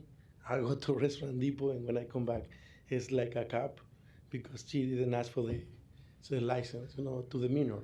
So I went there, and it's the second day for her, for the waiter. So you had an employee at your establishment where you had a liquor license that you have to. She's not supposed to sell alcohol. I think she just, sell it. Was she 19? She didn't ask the ID. Oh, I don't want to ask any more questions then, probably. All right, so here's where we are. We've had some communication where people nearby. You're right along Grover Street. You're just on my side of the district, which is District 4. Councilman Bagley is right on the other side, District 3. So your establishment is right in between both of us.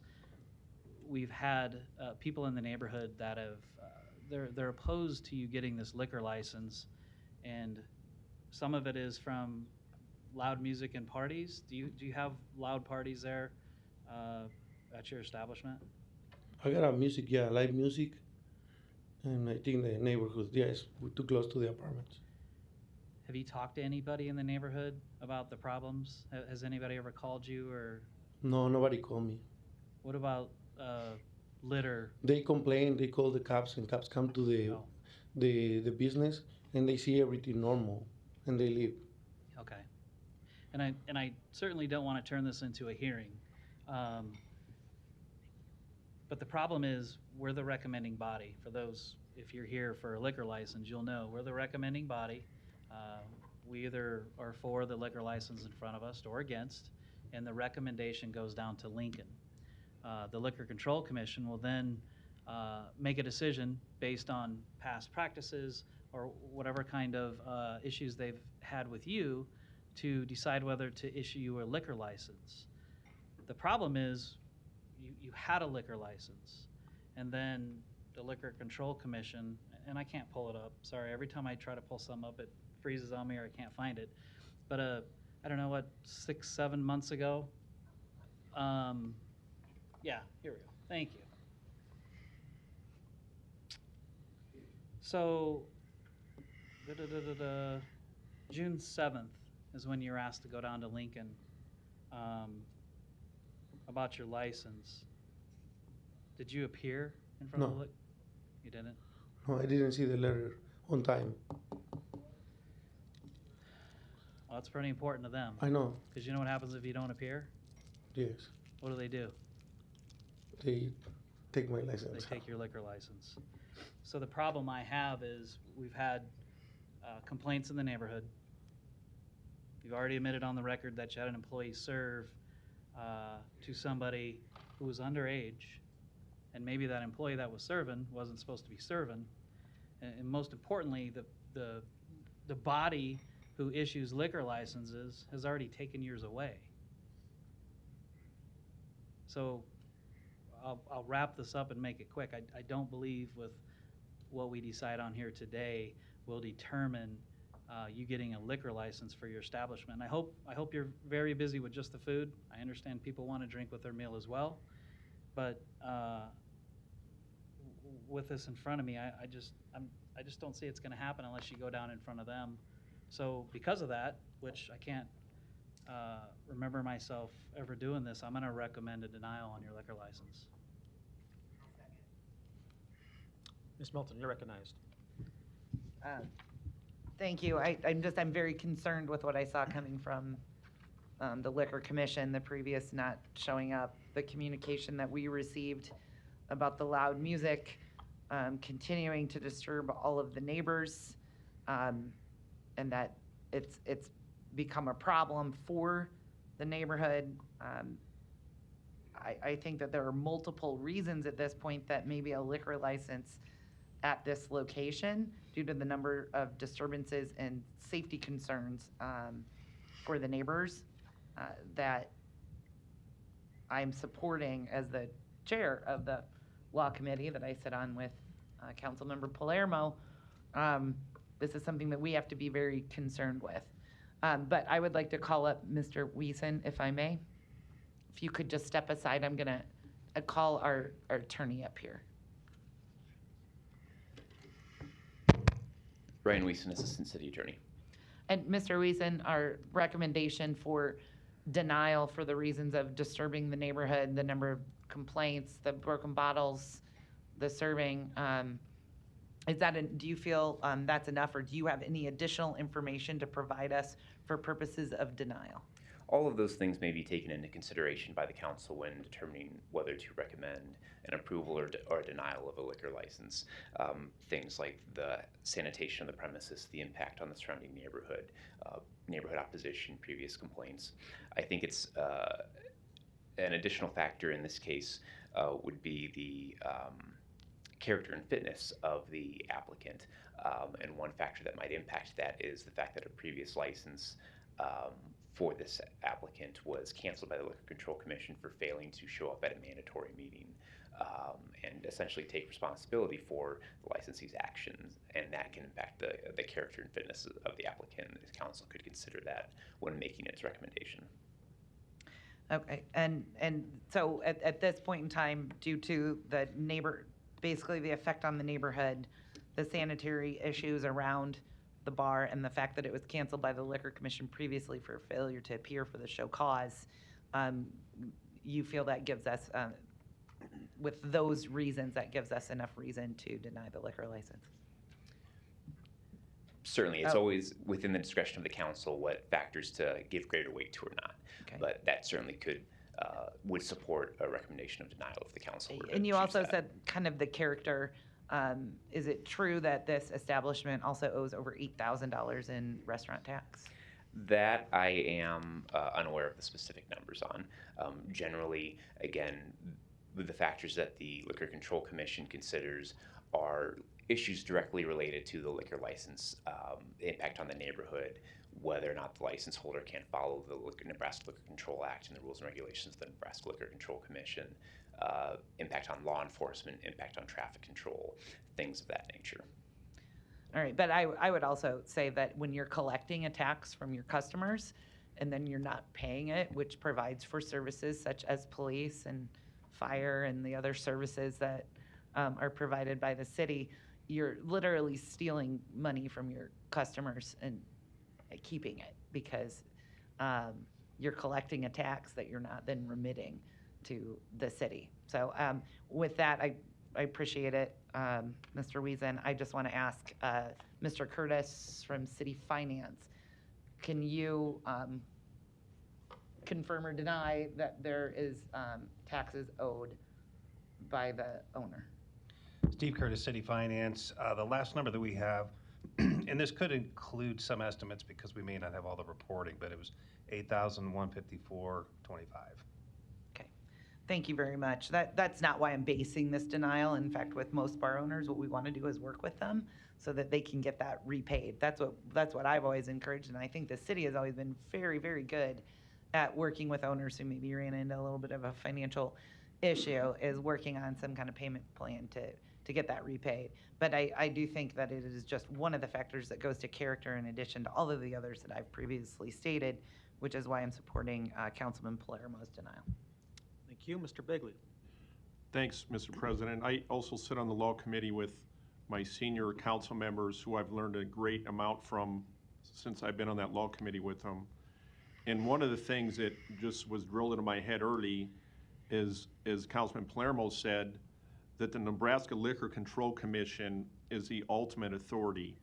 So when you said you didn't show up for your hearing down there, I'm going to support my colleagues on this to deny, due to the fact that, again, as a business owner, that's your responsibility. And the complaints and those things, for others that are out there listening, that is something we take very seriously when there's issues going on. We want you to succeed as a business in the city and our districts, but with you missing your meeting in Lincoln, I'm going to vote to deny this today. And I wish you the best, and in the future, hopefully, you can get back on your feet and get this corrected. But as of today, I can't support this as written today. Thanks. Thank you. There's a motion and a second to deny with no further lights. Roll call. Bagley. Harding. Johnson. Melton. Palermo. Rowe. Mr. President. Yes. Motion passed 7-0. Item 21, to consider a Class B liquor license for Family Dollar 25376 located at 1725 South 13th Street. Public hearing and vote on number 21 is today. We have the applicant by Zoom, Mr. Bali. We'll get you off mute. All right, try that. Thank you. Thank you, Mr. President, council members. Can you hear me okay? Yes. Thank you. For the record, James Bally of Decisions Consulting here on behalf of Family Dollar. And before you today is an application for a beer license for off-premise consumption only at the store located at 1725 South 13th Street there in Omaha. It's located basically at the intersection of 13th and Center Street. Yesterday, I was able to email everyone there, and hopefully it's in your packet, an additional information sheet or letter that addressed some of Family Dollar's history and background on how it operates. I also forwarded a current picture of the outside of this Family Dollar store, and for those of you who received it, you can see it has very well placed outdoor lighting, secure with bright lights everywhere for the front and entrance to the store. I don't want to take too much of your time, but did want to address a few issues that sometimes are questions that come up. Family Dollar's business is akin to a small grocery store with other retail merchandise. We don't sell discounted alcohol. The beer that we propose to sell would be complementary to our other merchandise and is not sold as discounted alcohol. It is the same name brands that you would expect to see in your neighborhood large size grocery store. And in addition to the information we provided, I think we provided an advertisement to show kind of the range of products that we sell. We also take very seriously the privilege of selling alcohol in a local or state jurisdiction. And this, I wanted to briefly run through, is in addition to any requirements imposed either by the city of Omaha or by the state of Nebraska, but what we impose on ourselves internally and in preparation for the privilege. We provide all of our employees with training on minimum age requirements and use handheld scanners to verify birth dates. We provide training on how to differentiate between fake IDs and real IDs and how to confirm that the person presenting the ID is in fact the person on the card. We train our associates in their right to refuse to sell any alcohol beverage to any person who appears to be intoxicated and how to communicate that refusal respectfully. Quite frankly, we don't have this problem a lot because those aren't the customers that come in our store. We also provide training in understanding the role and personal liability of any employee and our zero tolerance policy that we implement after an associate receives training, and zero tolerance means exactly what it sounds like. And last, we provide training on how to comply with law enforcement as a partner to ensure compliance with any law. We don't have a large problem with that at all, but to the extent it becomes necessary. In addition to that training, we also provide training on local jurisdiction, City of Omaha specific provisions that are included, and I've listed some of those out there that we all of our employees with the duty to display the license on the premises, the limited hours for legal sale. That will not be a problem here. We're closed long before the prohibited hours begin. And we focus on this because we want to provide, whatever neighborhood we're in, a safe, family-oriented option for those persons who wish to purchase beer to take home to consume at their home with their meal or otherwise. In addition to what you've heard me run through here today, we also have internal auditing programs and proprietary software to ensure that there are no abnormal activities. We don't have those problems with that. All of our locations are completely equipped with surveillance cameras that monitor the cash registers, the front doors, and specifically wherever the alcohol is proposed to be located within the store.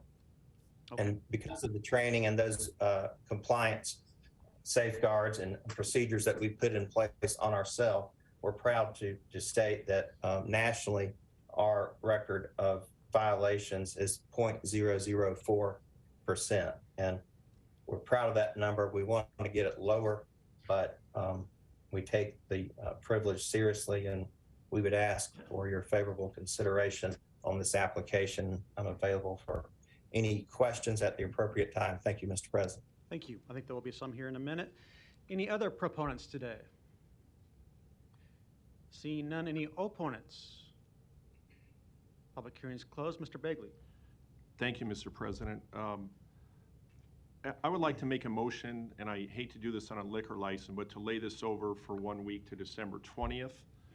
I had a late day conversation with my friend and colleague, Mr. Palermo, who got some emails from constituents that's kind of the border of our districts, and they thought that was Councilman Palermo's district where this applicant is before us here today.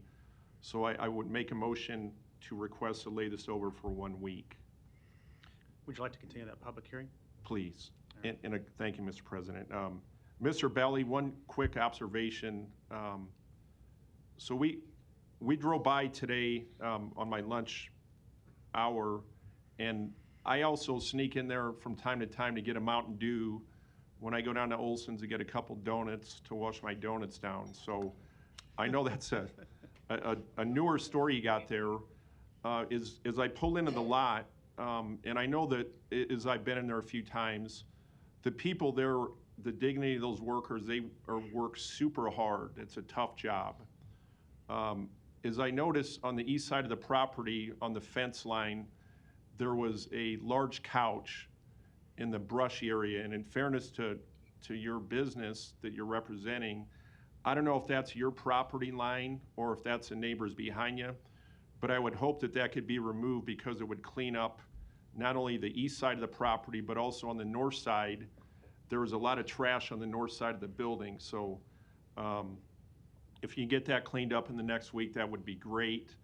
And I know you want to be a good partner with the neighborhood, and maybe that couch got dumped there yesterday, I don't know. But if that could get cleaned up, that is an eyesore that I saw there. But that's my comments for today. I would want to make a motion to lay this over for a week. Thank you. There's a motion. Is there a second? Second. Motion and a second. Mr. Palermo, you're recognized. Thank you. And obviously, I'll be supporting the layover, but I did have a couple questions for you, sir, regarding Family Dollar. I know there's multiple stores in the city of Omaha. Could you refresh my memory and tell me, do any of the other Family Dollars within the Omaha city limits sell alcohol? I don't have the exact number in front of me, but it's my understanding that they are moving forward to seek permission to do that in Omaha. I'm not positive. I'll certainly have that question answered before next week, whether there are any that are currently selling. I know there are in the state of Nebraska. Okay, and that's fair, and I'll probably ask you again next week because I wasn't sure. Obviously, a quick check of the map will show most of the Family Dollars are on the eastern edge of Omaha. Obviously serve a purpose. I drive by this one frequently. I see the parking lot full, so there are people there. But a question always comes to my mind. One, the building is there, so do you have any plans to expand the building? Not at this time. We are looking as we move forward at doing some stores that would be a joint or a dual banner, one being Family Dollar and the other being the parent company Dollar Tree. But as far as a concrete plan for this location, I don't have that today. Nothing that I'm aware of. Okay. And the reason I ask is because I know the parking lot's full and people come here to shop for what they need. But if you're talking about adding alcohol sales, I wonder what you will shuffle around or discontinue to make room to sell alcohol. We have a very small area. It's less than 10% of the floor area. That would be in a cooler located in the middle. And I think we filed a floor plan with the application, but it's located to the left front of the store. But all the items that are offered for sale now would be able to do this. Beer only takes a relatively very small space in the cooler. Okay, appreciate that. And then also, with the stores and where they're located, again, by looking at the map, and some of the communication I received about individuals that may live nearby unhoused, what we certainly don't want is this to be the local refrigerator. So tell me about your plans to proceed with selling. Will you have individual sales? Is that your intent?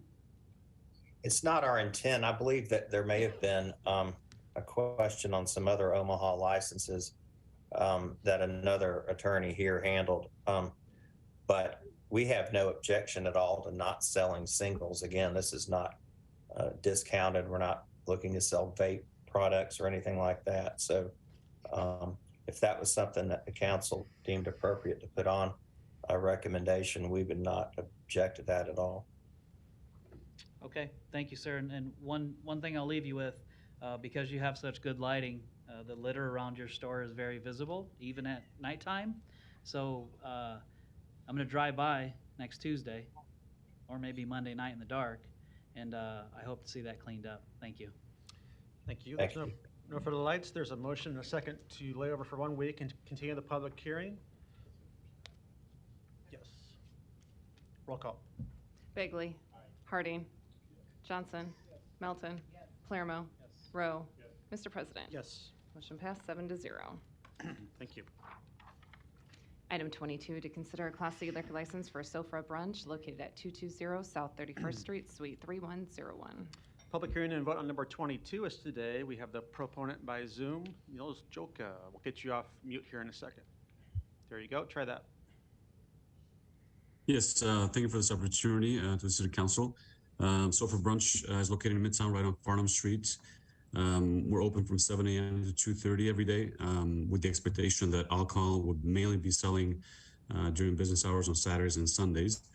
This was the existing Great Plume restaurant space that operated in the evenings, which we also hope to be open Thursday through Saturday evenings at a future date, but undecided so far. And for now, the hours of operation are 7 a.m. to 2:30.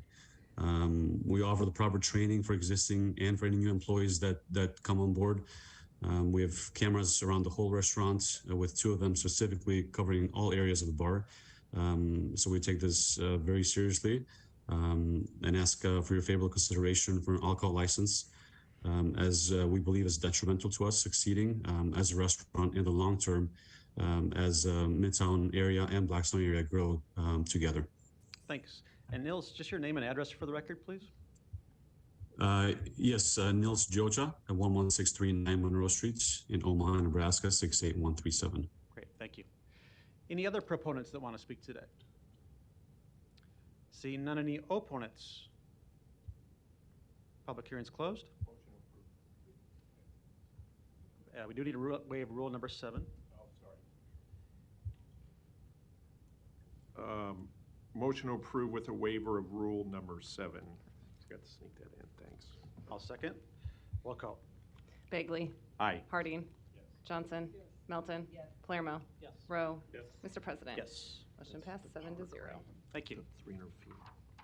Item 23, to consider a Class C liquor license for Let It Fly Nebraska, located at 1100 Capitol Avenue, Suites 101 to 102. Public hearing and vote on number 23 is today. Proponents, please. Mr. President, members of the council, Mike Kelly, 2804 South 87th Avenue.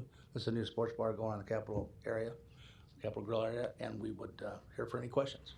Thank you. Any other proponents today? Seeing none, any opponents? Public hearing's closed. Motion to approve. Second, roll call. Bagley. Aye. Harding. Johnson. Melton. Palermo. Rowe. Mr. President. Yes. Motion passed 7-0. Item 24, to consider a Class CCS liquor license for Nickelbees located at 2464 South 120th Street. Public hearing and vote on number 24 is today. Proponents, please. Good afternoon, Bill McGinn, McGinn Law Firm, 20 North 16th Street, Council Bluffs. With me is Timothy Vanderpool. Your address, Tim? 2464 South 120th Street, Omaha. We are here for a approval of the transfer of ownership, and I'm not Mike Kelly, so I'm going to give you a little more information. Because I know Mike you just trust. Anyway, to tell you a little bit about Tim and Laura are the son and daughter-in-law of Phil and Nancy Vanderpool. When you get into transferring ownership of a business to a younger generation, sometimes there is concern because what does the younger generation really know about the business? Tim is a former employee at Nickelbees. He worked there for a few years. He has since then gone and worked both in the wholesale and retail tobacco industry on the East Coast. So he has basically built up a very good reputation nationally in the cigar industry. He also has experience working in the bar industry. He is familiar with the Nebraska laws and does take very seriously the responsibility of a bar, of what a liquor license entails. That being said, in the words of John Kennedy, it is time to pass the torch, even though it may be a cigar lighting torch, to a younger generation. So if you have any questions, we'd be happy to answer those. Great, thank you. Any other proponents today? Seeing none, any opponents? Public hearing is closed. Motion and a second. Roll call. Bagley. Harding. Johnson. Melton. Palermo. Rowe. Mr. President. Yes. Motion passed 7-0. Consent agenda. Any member of the city council may cause any item placed on the consent agenda to be removed. Items removed from the consent agenda shall be taken up by the city council immediately following the consent agenda in the order in which they were removed, unless otherwise provided by the city council rules of order. We've had a request to lay over item number 28 by the applicant and by the city. So first, we'll address items number 25 through 27 and 29 through 30. Those public hearings were held on December 6th. I don't see any lights. Is there a motion? Motion and a second. Roll call. Bagley. Harding. Johnson. Melton. Palermo. Rowe. Mr. President. Yes. Motion passed 7-0. We'll now take item number 28. Is there a motion to lay over to January 24th? Motion and a second. Roll call. Bagley. Harding. Johnson. Melton. Palermo. Rowe. Mr. President. Yes. Motion passed 7-0. On our next items, we've had a request to remove item number 48. So first, we'll take the public hearings on agenda items number 31 through 47 and 49 through 51. If you wish to address the city council regarding these items, please come to the microphone, indicate the agenda item number you wish to address, identify yourself by name, address, and who you represent, and if you are a proponent or an opponent.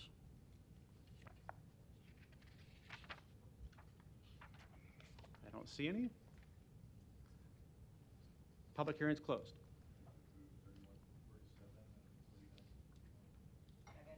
The motion and a second. Roll call. Bagley. Harding. Johnson. Oh, Johnson. Melton. Palermo. Rowe. Mr. President. Yes. Motion passed 7-0. We'll now take up item number 48. Item 48, a resolution to approve the appointment of Dave Wingert as a member of the City of Omaha Property Maintenance Appeals Board to serve a term from December 14th, 2022 and expiring on July 23rd, 2023.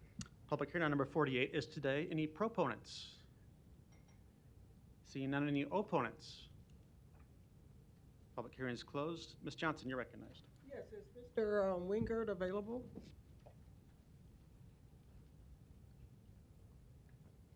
All right. Seeing no one showing up, I'm going to go ahead and voice some concerns. The City of Omaha, on record, has stated that we're moving toward making a fair and equitable workplace environment. And so with that being said, these committees that we have on the city, I'm not so sure, as well as community members, are not really sure who the members are.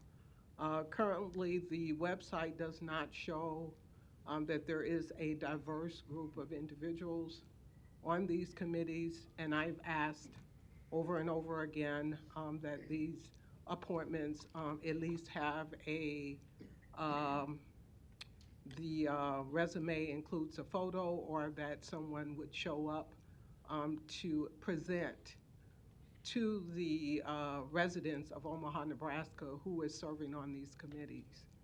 So there are several options here. We can either be present doing these appointments so that we can see that we do have a diverse group of individuals on these committees. We could thereby put pictures regarding the members of these committees on the websites. We could also submit a picture of the applicant on their resume, a picture of them. But as it may, again, being a person of color on the city council, it is my responsibility, my due diligence, to ensure that we are making or creating a fair and equitable environment for the entire city of Omaha, Nebraska, and that does begin with these committee appointments. So in this case, since there is no one here, I will not be able to support this. Thank you. Mr. Harding, you're recognized. Move to approve. Second. There's a motion and a second. No further lights. Roll call. Bagley. Harding. Johnson. Melton. Palermo. Rowe. Mr. President. Yes. Motion passed 6-1. And Madam Clerk, before we continue, I just want to make a note that we have Christy Abdul Green here with us. I was going to have her speak to an item in this previous grouping, which has already passed and already been approved, which is the good news, but just wanted to introduce her as the new director of Keep Omaha Beautiful. And we just approved her planting 300 new trees throughout the city, so we appreciate it and look forward to working with you. Thanks. Next item. Item 52, an ordinance levying a special tax and assessment for the Benson Business Improvement District, number 6875. A's amendment of the whole requested by the Parks Department. The vote on number 52 is today. We have an amendment of the whole. Roll call. Bagley. Harding. Johnson. Melton. Palermo. Rowe. Mr. President. Yes. Motion passed 7-0. Item 53, an ordinance levying a special tax and assessment for the Elkhorn Business Improvement District, number 6878. A's amendment of the whole requested by the Parks Department. The vote on number 53 is today, also an amendment of the whole. Roll call. Bagley. Harding. Johnson. Melton. Palermo. Rowe. Mr. President. Yes. Motion passed 7-0. Item 54, an ordinance levying a special tax and assessment for the North 24th Street Business Improvement District, number 6879. A is amendment of the whole requested by the Parks Department. The vote on number 54 is today. Is there a motion? A motion to approve. The amendment of the whole? Amendment of the whole, yes. Second. Motion and a second. Roll call. Bagley. Harding. Johnson. Melton. Palermo. Rowe. Mr. President. Yes. Motion passed 7-0. Item 55, an ordinance levying a special tax and assessment for the South Omaha Business Improvement District, number 6880. A is amendment of the whole requested by the Parks Department. The vote on number 55 is today. Is there a motion? Motion to approve. The amendment of the whole? The amendment of the whole. Second. Motion and a second. Roll call. Bagley. Harding. Johnson. Melton. Palermo. Rowe. Mr. President. Yes. Motion passed 7-0. Items 56 and 57 relate to the streetcar. Item 56, an ordinance authorizing and approving one or more lease purchase agreements with the Public Facilities Corporation to provide funds to finance the cost for streetcars. Item 57, an ordinance authorizing and providing for the issuance of redevelopment bonds in an amount not to exceed $360 million to complete a streetcar system. The vote on items number 56 and 57 are today. As everyone knows, we had an extensive public hearing on this item last week, and that public hearing is closed. But there was an assignment from the City Council to the Mayor's Office and to MUD as a result of our last meeting that we have asked for a brief report on to start this discussion. So I'm going to have Ms. Taylor come up, and I think a representative from MUD. I believe there's been progress made, and I believe you're able to assure us today there will be no water rate as a result of the streetcar project. Ms. Taylor. Good afternoon, President Festerman, members of City Council. Jennifer Taylor, City Law Department. As I advised you this morning, and as we've talked about extensively over the last several days, over the last month, the City and MUD representatives have met extensively. Over the past week in particular, we've had a number of correspondences and conversations, and we even met as recently as yesterday afternoon. I've had very, very positive meetings, or we have had very positive meetings with MUD staff, with our staff, and we've had good discussions, and I really greatly appreciate the cooperation that both parties have shown in trying to work towards a compromise and a future set of policies and a way to operate going forward for the streetcar. So we have looked at various different funding solutions that would be beneficial to both the city and the project and MUD. We've identified several opportunities to maximize efficiencies, minimize costs, and will continue to work towards an agreeable framework to appropriately and fairly apportion expenses between the project and MUD. I am very confident after our meetings, especially yesterday and our recent conversations, even this morning with Mr. Mendenhall, that both MUD and the city will continue to work together in good faith to maximize those efficiencies of design and construction to assure that there is no negative impact on MUD's ratepayers. Thank you. And an MUD representative, is it Mr. Mendenhall today? Yep, gotcha.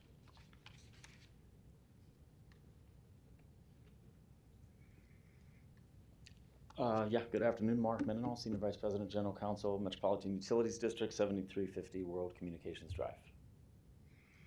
And your thoughts on the matter? I appreciate Ms. Taylor's comments. I appreciate her confidence I cannot sit here and express to you all that we are confident that this will result in no rate increase. What I will say is that we are confident that we will continue to work with the city. We will work in good faith to minimize costs through design efficiencies, as she's indicated. The meeting yesterday, the result of that meeting was, and that we agreed upon, is an effort to identify essentially these buckets that we could apportion costs for. Who ultimately is responsible for those costs, I think, is yet to be determined. And so I, on behalf of the 7 members of the district's board of directors, while we certainly share in a goal to not have utility relocations as a result of the streetcar result in water or gas rate increases, without having gone through this exercise, which I anticipate we will continue to do, but I anticipate it will take time. I cannot state that with confidence that that will be the end result. So it's true, it will take time. I think we're only at not even 30% design on the project, and that's true of other utilities too, OPPD, for example. But what we want from you, though, is an expression of confidence that the streetcar project will not expressly cause a rise in sewer or water rate increases, as was discussed last week. Well, as far as sewer is concerned, again, that's controlled by City of Omaha. As far as water and gas, Should say water and gas. I'm sorry. Nope, I understand.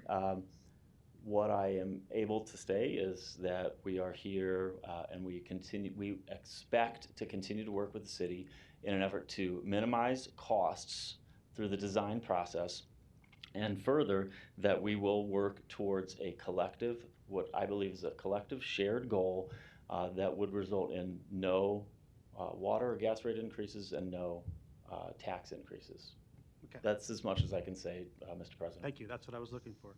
And Mr. It does not mean that ultimately will happen, that there has not been an agreement, but that's what I'm confident to say right now. Yes. And is there a mayor's office representative here too? I think Mr. Jensen, perhaps? Yeah. Ultimately, the agreement that I think Mr. Menhall is describing is probably an MOU of some kind, or something that clearly spells out these responsibilities. So the mayor's office confidence that there will be no water or gas rate increase as a result of the streetcar project. Steve Jensen, Mayor's Office. I think that, as Mr. Mendenhall said, as was expressed by Jennifer, I think that certainly that is the goal, and I think that we're confident that the 2 buckets that we've identified as we go through the process and we get to the 30% design, we will know who pays what, and I think it will be a result will be a fair split between the city and between the project and the and MUD, and so I'm confident that that we'll be able to reach that agreement, and I think that at the end of the day, we won't see a rate increase. And the mayor's confident in that too. Yes. Thank you. Okay, Ms. Melton, your light's on. Thank you. I just want to be clear, I don't think that anybody can guarantee there won't be any rate increases, because there was a rate increase last week. What we're looking for is that there's no rate increase due to this project. Because otherwise, I just want to make sure that the people, the citizens of Omaha, understand that, that the city of Omaha can't control those rate increases as they occur.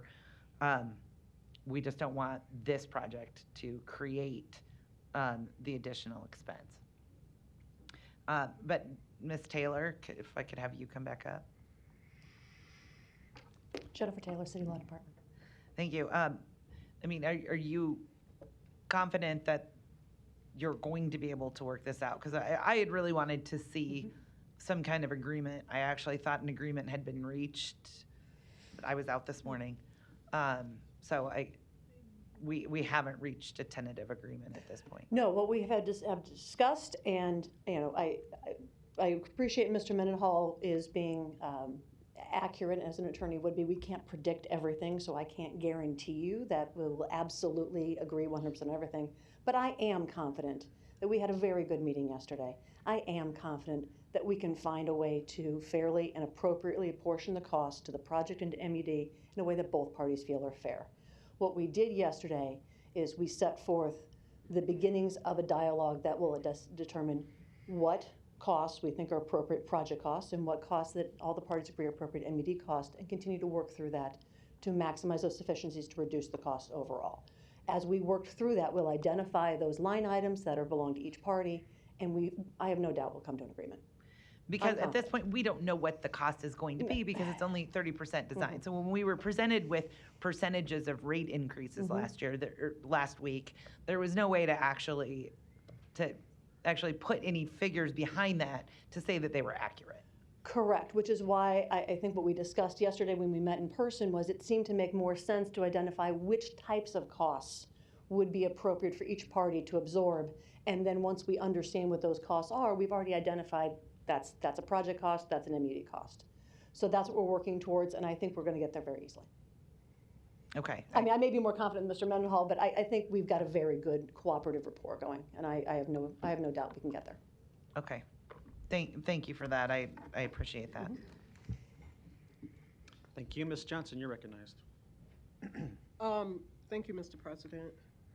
Last week, we talked a little bit about some assurance, the willingness on the city's part to address some of the poor public transportation that is currently being provided by the Public Transportation Center throughout the city of Omaha going north to south.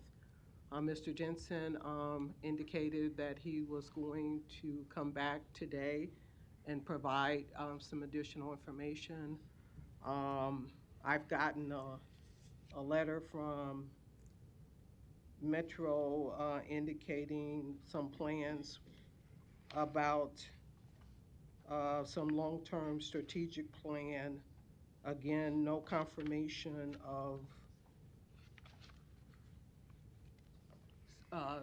light at the end of the tunnel. I also have information from the streetcar extension. Again, it starts off with potential extensions.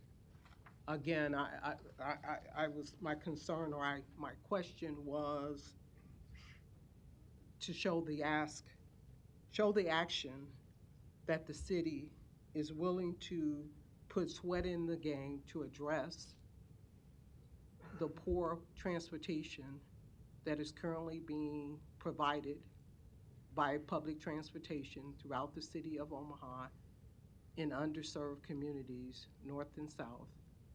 I don't have anything updated to me that addressed that ask. So if you could share some additional information, maybe I don't have everything I need.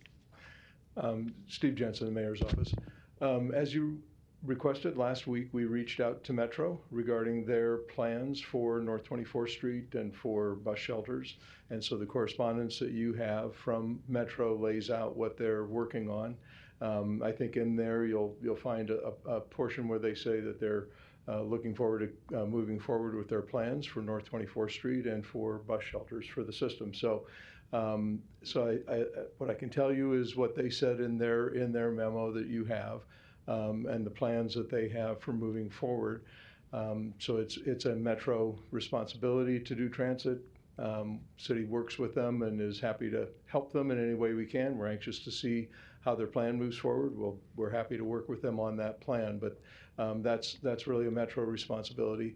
With regard to the extensions to the north and south, as you heard from Mr. Noddle earlier today, the Streetcar Authority has asked their executive director to move forward with speaking with the federal officials about the process and to begin the process of discussing extensions. And so what you receive from the planning department is really an outline of the steps it would take and then how long it would take for that work to be accomplished. So that work is actually already begun in terms of the Streetcar Authority asking for that to begin, and then the process that you have before you from the planning department is how long it would take and the steps that would be required. So for the record, the information that I got from Metro again indicates that they have a plan, but the light at the end of the tunnel to their plan is more than 5 years out. As it relates to the extension on the streetcar, total timeline could be anywhere from 8.5 to 10 years.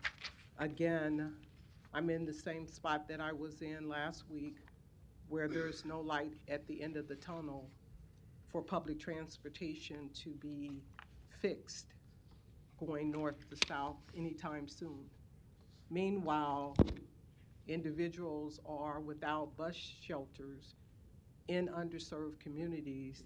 And again, I ask, what is the commitment of the city to assist in getting those barriers to underserved communities public transportation, and at the very least treat them like they are human by providing bus shelters? Yes, you asked the question. Metro provides transportation. The city doesn't provide transportation, yet we're providing streetcars. Is that not transportation? Well, the city is working together with Metro on the streetcar. And so for that project, the city is working on the streetcar, yes. And So when the city chooses to assist with making plans to address issues of transportation, they can lend a hand. And I've asked that that be done in this instance because transportation has been lacking for people in underserved communities for a very long time, more than 10 years, for decades. And yet we still have a public transportation on Dodge Street that is being duplicated. We have Orbit that's going the same route, pretty much. The Orbit extends beyond the proposed route that the streetcar will go, but nonetheless, it is a duplication of service. And yet we still have a lack of public transportation going north and south. I know everyone is not excited to hear this from me, but these are the realities. Realities since we started from day one, that there are some inequities regarding public transportation in underserved communities that the city of Omaha, along with MAPA, has failed to address for decades. So in good conscience, I'm not able to support this until those issues have been addressed. At the very least, put bus shelters in place. MAPA has assured me they have 25 bus shelters. They're just sitting on a shelf. Why can't they put them out? There's no reason for that. There is no explanation. There's no valid explanation. All we get is, let's hold on. Hope is coming. When? When is hope coming? That's all I'm asking for. That's all the citizens in North Omaha, South Omaha is asking for. When is hope coming? Today? 10 years from now? When?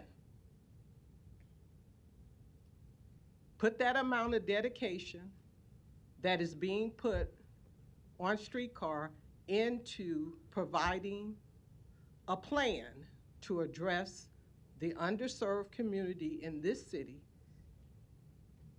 as it relates to transportation.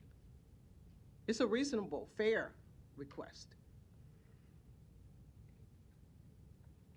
So the task that I asked last week still has not been met because all I'm being told is 5 years plus, I may see light at the end of the tunnel.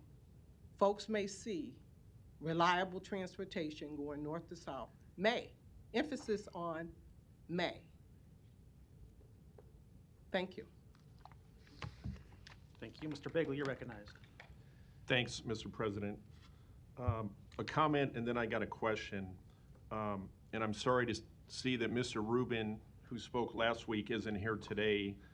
And in the sake of time in last week's long meeting, I didn't get a chance to, I wanted to ask him, he had referenced in his remarks that he wasn't clear where the city or HDR got their analysis.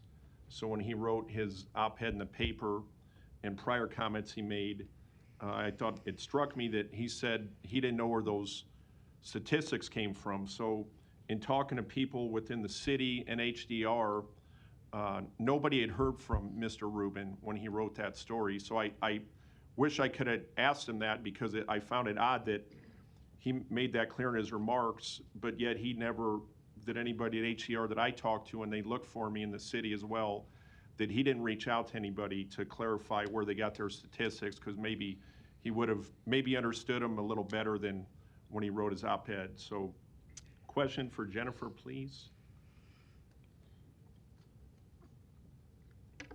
Jennifer Taylor, City Law Department. Appreciate your efforts, Jennifer, and the briefings you gave us. And so the meeting you had yesterday, it was just, can you tell us who was at the meeting? I'm not going to ask for details in it, but just confirm who was there. Of course. Mr. Doyle, Mr. Mendenhall, Mr. Shafford, and Mr. Kubat from MUD, Mr. Jensen, Mr. Curtis, and myself from the city. Okay. And the mayor wasn't there, but I'm assuming you were speaking on behalf of the mayor in the meetings with MUD. Is that? On behalf of the city, Mr. Jensen was there, so yes, all of us were representing the mayor and city staff. Okay, so even though the mayor wasn't there, you're there on behalf of the mayor? Correct. Okay, thank you. That's all I got. Thank you. Mr. Harding. Thank you, Mr. President. I just want to maybe hit some highlights from last week of what we're actually considering here today. We talked about making sure that this council took their time in analyzing the information that's being provided to us. I think we talked a little bit about I likened it to a due diligence period, that we have gone through the process. This process has done a couple things. One, it has confirmed by two different analysis and two different models to go through that to confirm that the revenue source is more than sufficient that would be generated by the TIF for the design and construction of this, and that we have found through this investigation that by using a different vehicle, that being maybe a lease purchase bond rather than a redevelopment bond, that we can save project costs using that. So I think we have, and it makes sense that we didn't make a decision on this months ago, because we needed to do that. We needed to do that deep dive. We needed to make sure that, one, we confirmed the revenue source, and that two, we looked at ways of saving costs of the project. So I think those were accomplished. We saw Municap's analysis. We saw HCR's analysis. We have since also had a review from Moody's and Standard & Poor's on the city's financial stability, and from reports, they're very comfortable with how we're proceeding as well, too. So I just wanted to, we labored on this at great length last week, and I just, again, wanted to hit some of those 50,000-foot highlights as to why I'm supportive of it, but also to illustrate that we did do our due diligence on this, and we did make sure that we were measured in our analysis of this. So I'll be supporting this when it comes to a vote. Thank you. Mr. Palermo. Thank you, Mr. President. Brighten up, everyone. We were here till 8:30 last week. We're well ahead of that pace. We were well ahead of that pace. Mr. Harding, thank you. I can take that part out of catching us up to where we are. But honestly, what this is it's moving forward as a city. Omaha's a big city. People don't quite understand that. Sometimes it's hard for me to fathom that, but we are. We're a big city. We do have a luxury. I don't vote for it, but we have a luxury to annex and to keep annexing. I'm not going to get into details of net neutral, net positive, and all that stuff. But eventually, we're going to be out of land to annex. We're going to eventually be at the end, and somebody's going to have to make that decision when we're at the end, because nobody's going to want to swallow up that at the end. It's not going to be worth it. And we're going to have a lot of housing and a lot of strip malls, but we're only going to have one urban core. And the problem is, if you don't start investing in the urban core now and working on that infill, we heard it last week about building up and working on density, we're going to be in trouble. We really, really are. But when you work on infill and you work on density and you talk about building up, right now you can get to certain places in the urban core with your car.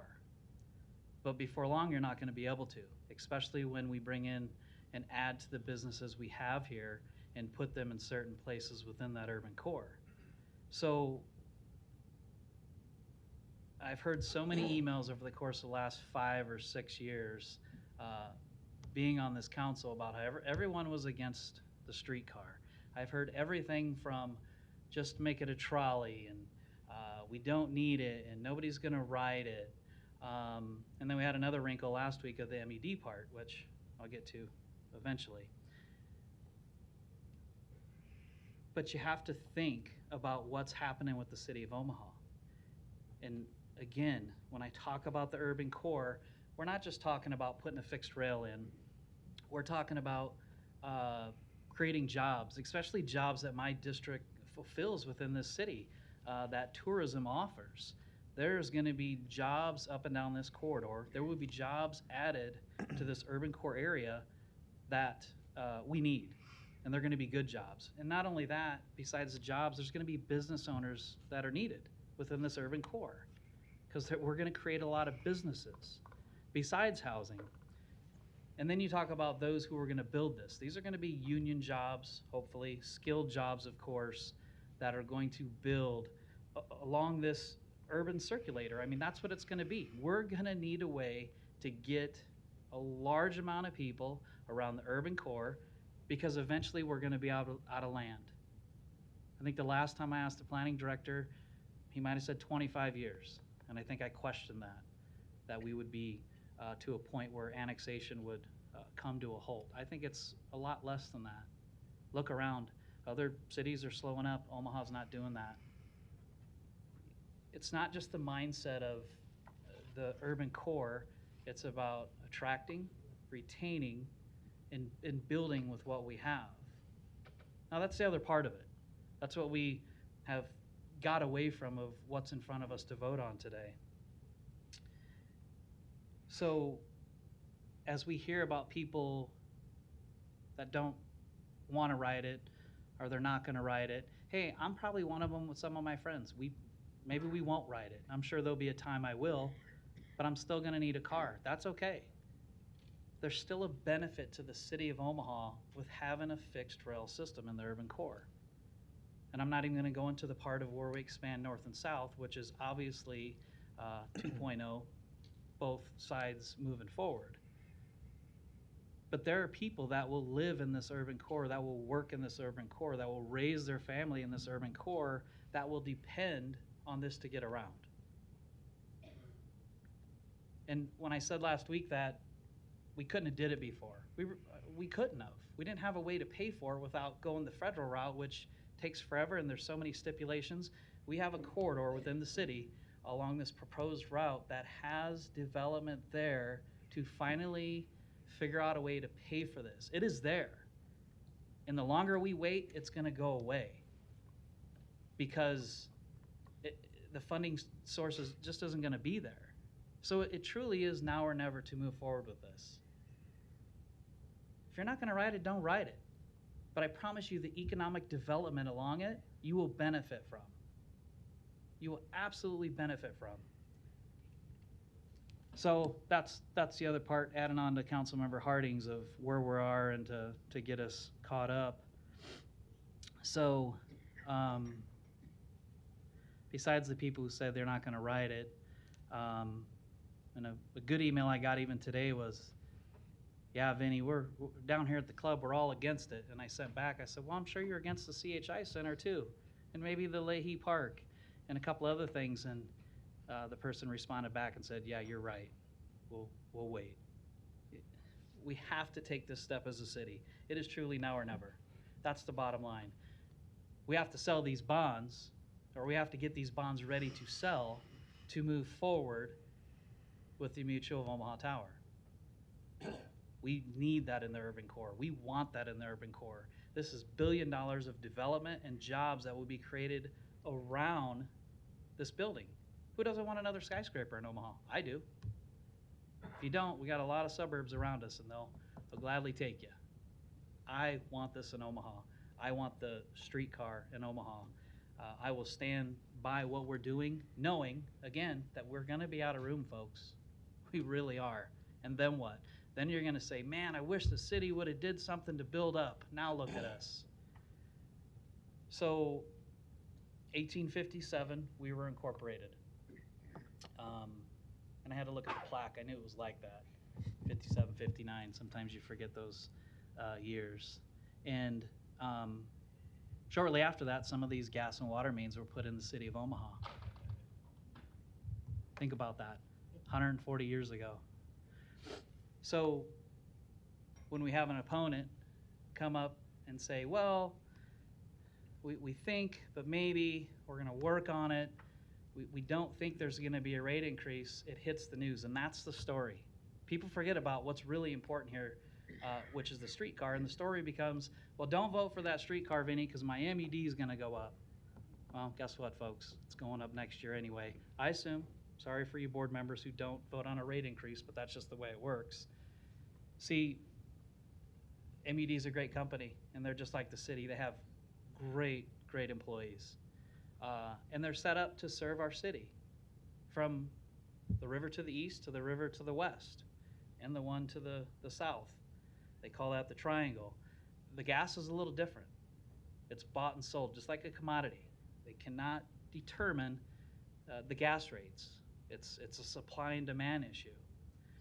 So that's why they have board members. That's why they have elected board members to determine if your rates are going to go up or down depending on what they have. So how do we help them as a city?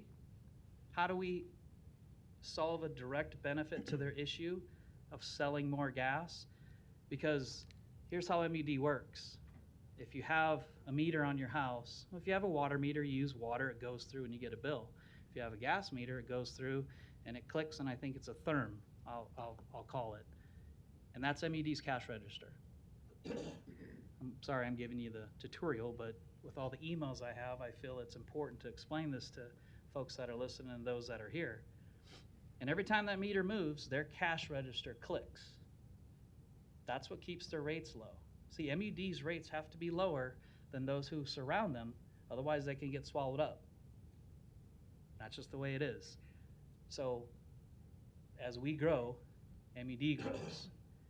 As we build, as economic development happens along this light rail, as the fixed cost of your gas or water main along a parking lot is still there, what happens is when you build in that parking lot, when you take that current two-story house or two-story building, and because we know a fixed line will make that 8-story building, and say that 8-story building has some mixed use and say 150 apartments.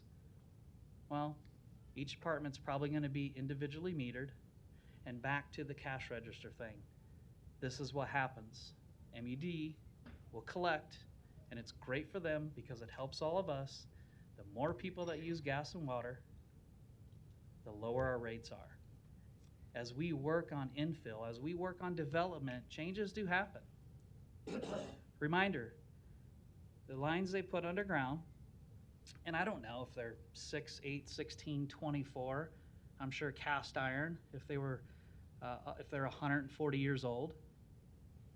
I'm not a scientist, but I guarantee with 140 years of water going through a cast iron main, they are at the end of their service life. That is fact, and I'm not a scientist. So I know these mains are that old. So if you have a public infrastructure project that says we're going to move these mains, or say we may need to move these mains, and oh, and by the way, whoever's also in this hole of what we excavate, here's your chance to replace what you know, not what you've neglected. There's no determination on, and I will say that, See, I've been on main breaks before. There's a little hidden fact for some. I've been on them, and I used to work for the gas company. So I was the first one to show up on these main breaks. And there was no rhyme or reason if a brand new service or main that was put in the ground broke or one that was 140 years old. But what we did know is the ones that were old, we phased out because the odds were those were the ones that were going to break. So as we move forward and we move forward with this project, it is clear that there is a direct benefit to the gas company. They have elected members, and if they don't understand this, then don't vote for them next time, because that's ridiculous for them to say they don't understand that. Add cash registers to buildings, they collect money. When we build up this area and we put a cash register on every one of these buildings, it's a direct benefit. Mr. Mendenhall.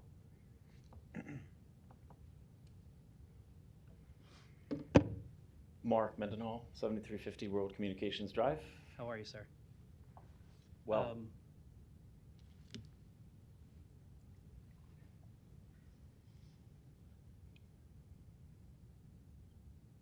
so we serve on committees.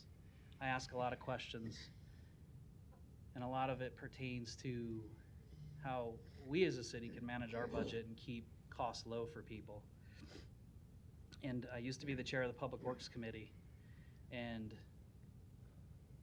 as you know, when street cuts or sidewalks or things happen within the street, at city property, like if a MUD main breaks, like we were talking about age of the infrastructure, that there would be a cost associated with it. So I've always kind of kept up on the revolving door of cost of those who owed the city money. And I'm not 100% clear on where we're at if there's going to be a rate increase because of this streetcar.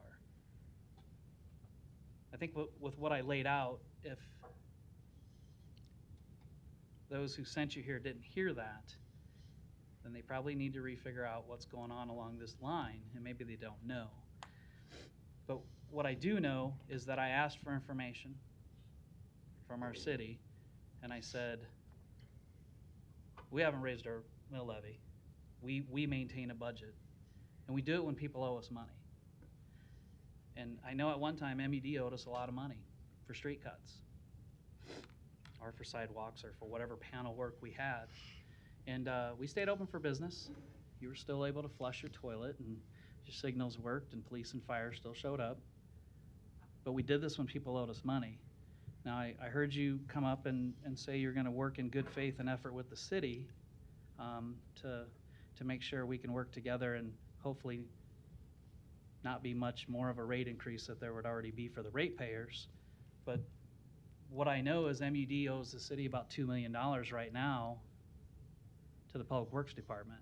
So my question to you is, will you work in good faith and effort with us to help remedy these bills, because the one on there is over 900 days old, to help us so we can maintain like we do for the city?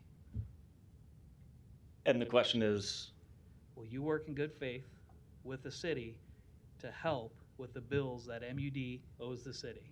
I have, on behalf of the district's law department, I will say with absolute confidence, done nothing but work in good faith with the Public Works Department, whether that be the sewer division or the construction division.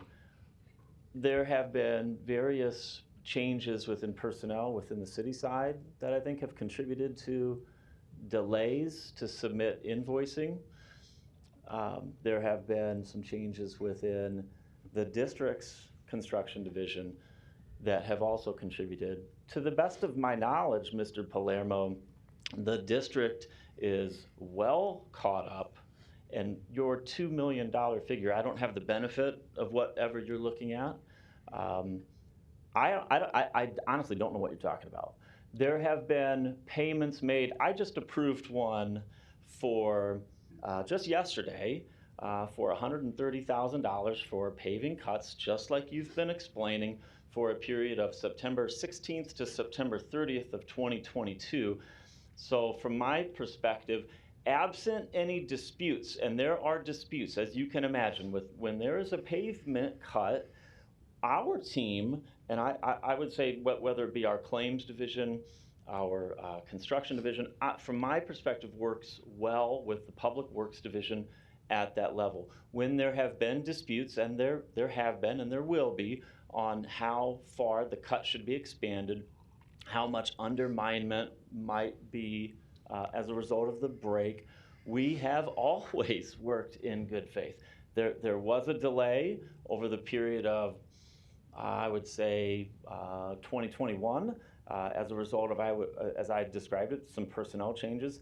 The district, and a lot of these invoices flowed through my department, paid a significant amount of money to catch up. And again, from my perspective, I just approved an amount of money from September 16th to September 30th. So to the best of my knowledge, absent any dollars that we are disputing, and it is not $2 million, we have caught up. If there are, please share it with me, or I will expect to work with Mr. Stubbe to determine what that amount is, and absolutely, if we owe it, and there's no dispute, we'll pay it. So, Okay. Hope that answers that. Not really, but I understand what you're saying.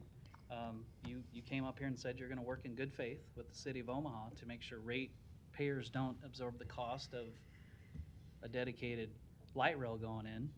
And I've just explained to you how it would be cost benefit to MUD along this rail to make that happen. And then I also expressed how old these mains were and how maybe they weren't on the projected timetable of a crew getting out to fix them. But what I can tell you is the crew that showed up in front of my house last week to change my low pressure gas to high pressure when nobody had an issue on the street. And I think you made mention of, well, if we have crews, we have to allocate them, and we have to make sure crews are available to do the work. Well, my street could have waited, but they showed up last week and started that project, and that's great. I appreciate it. There was no problems, though. So, yeah, I asked for this information because you answer to board members, and we answer to constituents. And our constituents ask us of stuff, just like your board members ask you. And our constituents would probably be surprised that there are people within this city that owe us a lot of money, but we still do it. We still maintain. We still stay open besides the pandemic. So this is information I have that I asked for. Could be old, but I do have somebody to ask behind me if it's old or not. Director Stubbe.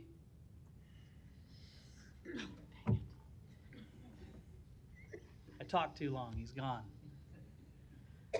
Mr. Curtis. Steve Curtis, City Finance. Tough question for you, but are you aware of any payments that MUD may owe the city of Omaha that have a long window of past due? Yes. Do you know about what that amount would be? I know the total outstanding is about 1.8 million. Okay. Thank you, Mr. Curtis. Thank you, Mr. Mendenhall. Thank you, Mr. President. Ms. Melton, your light's on, right? Yes, thank you. Back to my microphone. I promise you that I will not be as long as Councilman Palermo. I appreciate I cut it what you short. said, but I promise I'm going to be short. I cut it short. Then thank you. I wanted to just do a little recap because of the emails that I'm getting that says I don't want to waste, $450 million of my dollars on a streetcar. And whoever's closest, Miss Taylor, are you hiding behind there because I can't see you from the podium? Oh, there you are there. Okay, sorry. I don't have a full view of the whole room, but I was guessing you were close. I just want to recap. We're voting on number 56 and 57. Initially, we had all of the bonds were going to be redevelopment bonds. The redevelopment bonds in 57 have not changed. It's the how the funding works. It is still private investors that are buying the bonds, correct? Correct. Okay, so in 57, the taxpayers are not on the hook for those bonds. It's the investors and the people that buy the bonds that are supporting those bonds. Correct. Those bonds are non-recourse to the city. So what's changed is in item 56, it's 80 million in lease purchase bonds. So only $80 million of the project is going to be lease purchase bonds.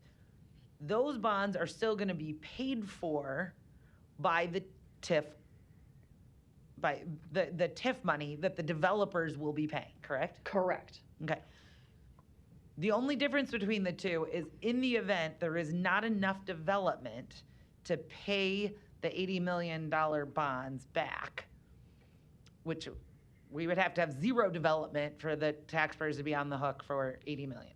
Now, we have Mutual of Omaha. Once we do this, Mutual of Omaha is developing. Correct. And rough estimate for me of how much development that is. Between the new tower and the existing campus, we estimate about $1 billion in development. And with a B. And yeah, with a B, yes, as in boy.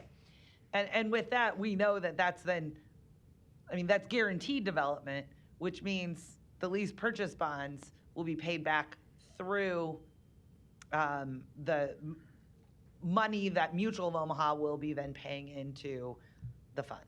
Correct. Correct? It's cash flow fund that will come, but cash flow fund. their development will generate revenues, yes. And what I'm saying though is, okay, let's say all development stops and, Jay Lund moves, because he's been developing a lot. You're not moving, are you, Jay? He's done a lot of development. He's developed an area of town that I would have never thought really 10 years ago would be a place I'd invest my money, yet it's a great location. The Blackstone Hotel, the Cottonwood is fabulous. So let's just say, though, that nobody develops anymore other than Mutual of Omaha.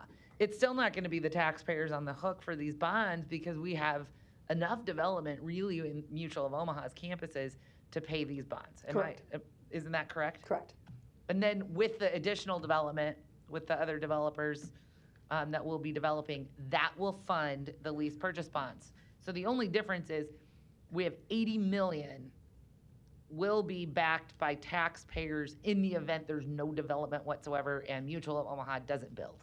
Correct, and only to the extent that there is any shortfall. So it's not even the full amount of an annual tax payment, it is only what might not be covered by the revenue that comes in. And even if we have to pay some of that, we are reimbursed by that fund, Excess correct? revenues that come in later years, yes. So there is, it's a wash. And so that's where I wanted to just recap because again, the number of emails I get doesn't matter, unfortunately, how much I say it when they said, it's a waste of my taxpayer dollars. This is not being funded with taxpayer funds. No. And in fact, Kansas City, they actually did fund their streetcar with taxpayer dollars and they increased taxes to do it. I think that's how Kansas City did it. I know a number of municipalities have funded their streetcars through general fund and taxpayer dollars. That is not how we're doing it here. And that is not how the city of Omaha is doing it. Correct. So if the people out in West Omaha that say they don't want to go downtown and ever ride the streetcar ever, well, they're not paying for it, No. correct? Correct.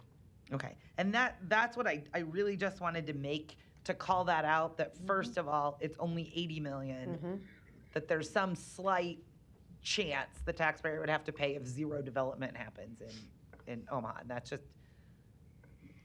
we've averaged 160 million in that corridor over the last, it was either 5 or 10 years from the. Every year for the last 12 years, 13 years. 13, okay, so. Even more than I thought. And so there's absolutely no reason to believe that would continue. And even if it was less than that, still the money generated would pay that $80 million. By just the development we know is going to come as of today. You know that we're going to have at least Yes. enough to pay the 80 million. Yes. And that's the only one that the taxpayers potentially are backing. It's the city. The city would have to pay it if it wasn't funded, but the chances of that are really slim to none. Correct. Okay. And I just wanted to confirm that and to explain that so that when I can reply to the emails, I can say that that's what we did. And I'm not going to reiterate what I said last week, but just to summarize, development in downtown Omaha broadens the tax base. And we collect more taxes, we collect more sales taxes. And in fact, when you're talking about downtown, we collect a lot of money from people who don't live in Omaha, who are coming into our city. I mean, Deb Ward does a great job marketing our city. And we've increased the number of people that we have coming into the city. We used to just have the College World Series. We now have volleyball tournaments and basketball tournaments. And the city of Omaha has really increased the number of big events that we have. So as we grow our city, this is what we need to do. If we just stop growing our city, the rest of the taxpayers, then our taxes will go up. Correct. If we don't broaden our tax base, we don't keep our urban core vibrant. So again, I think we heard that we are benefiting. I think Councilman Harding said that. We're benefiting the entire city, even if you never use the streetcar whatsoever. Number one, you're not paying for it. But actually, all the taxpayers are going to reap the benefits of it. Correct. With the developers paying for it. It really, to me, is a win-win. And again, I challenged the developers 10 years ago when they wanted a streetcar. Give me a way that we can get the streetcar without the taxpayers paying for it. And again, people have said, well, this is something the voters should vote on. Well, the voters are the taxpayers and they're not paying for it. And these don't require a vote of the people. They're not paying for it. The other bonds, we are backing. The taxpayers are paying for those. The majority of our bonds don't increase taxes because we're able to manage our debt service without increasing taxes. The parks, the safety bonds that we pass on an annual basis. And in fact, would you agree, I mean, we haven't had to increase any of the taxes for the huge street resurfacing bond that the mayor asked for, that we're resurfacing the streets. We're, I think, 3 to 4 times what we used to, because, and thank you, Mr. Curtis, for helping manage our spending so that we can continue to make that debt service. And although we had the authority to raise taxes, we haven't done so. That is correct. And you don't see that changing at all in the future, do you? I can't predict the future, but no, we've done a very good job of managing our debt and our expenses and what we're doing from a city financial perspective. So I think we'll continue to do that. And I think that's how and in fact, that's how this administration has operated for the last 10 years. Very fiscally conservative, very fiscally responsible, and this council has supported that as well. I would not be voting for something if I felt it was going to cause the taxpayers to pay for it or there would be any increase in taxes. So the reason that I am supporting this is, number one, I support the vision for downtown. And I support attracting jobs and attracting people to our city. But I'm also supporting it because I'm confident that the $80 million will be covered by the TIF loans and by the developers, because I firmly believe that we will have development in downtown Omaha and that it's not going to stop. The other $360 million is being paid for and is not backed by the citizens of Omaha, so the taxpayers don't have to worry about that at all. Also correct. Okay, thank you very much. You're I welcome. have nothing further. Thank you, Mr. Bagley. Thanks, Mr. President. A follow-up, Jen, you can sit down. I don't have any more questions for you. In general, looking back when the mayor rolled out the streetcar in conjunction with Mutual of Omaha moving downtown, so we went through that process, and we were in this room, and it was a presentation that HDR put on for, there was a few of us here that day, and we had the TVs that we were watching. And one of the things that struck me was an overview of Omaha, showing downtown Omaha, Midtown, an aerial view. And it showed a lot of concrete from that aerial view. And as we went through this, studying the process, Municap, city, planning, public works, mayors, everybody that was involved. And if you do, I did a ride-along, and you go up Farnham, you drive up and down, and you see what I saw in that aerial view. As you drive, you see a lot of empty lots. So as we talk about developing the urban core and being a city, I think was Councilman Palermo mentioned earlier, when CHI, when that process went forward in the late 90s, early 2000s, you look at what Councilmember Melton mentioned, all the things we got in Omaha going on now. from the Final Fours in volleyball, basketball, horse events, you name it. It's going on downtown. You got the Capitol District, you got Millworks, Leahy, Steelhouse, you got all these things that have gone on in the last 25 years. And as you look at the empty lots and the potential, what Omaha can do, instead of parking cars on them, you have parking garages, you move cars around with a streetcar. From the west end again, I know I might sound like a broken record, but you have Nebraska Medical Center, UNMC, and the great potential of Project Next, if that gets over the finish line, which all indications are it will. I don't know if it's $2.5 or $3 billion project, about 35,000 construction jobs just for that, 10,000 permanent jobs. If you can envision the investment that Omaha has made in the last 25 years, and the investment that is being proposed here today with the streetcar in conjunction with Mutual, I think if you do the math on it, it's about $1 billion right there. And back to those empty lots, the development that'll happen on those empty lots, the skin in the game that people will develop them and assume the risk with the TIF that they'll be taking out and developing along that line is the reason I am supporting this today, because in 50 years, you can look back like we did 25 years ago or whenever it was when CHI and all those other great things happened. With that comes jobs. Jobs in the urban core.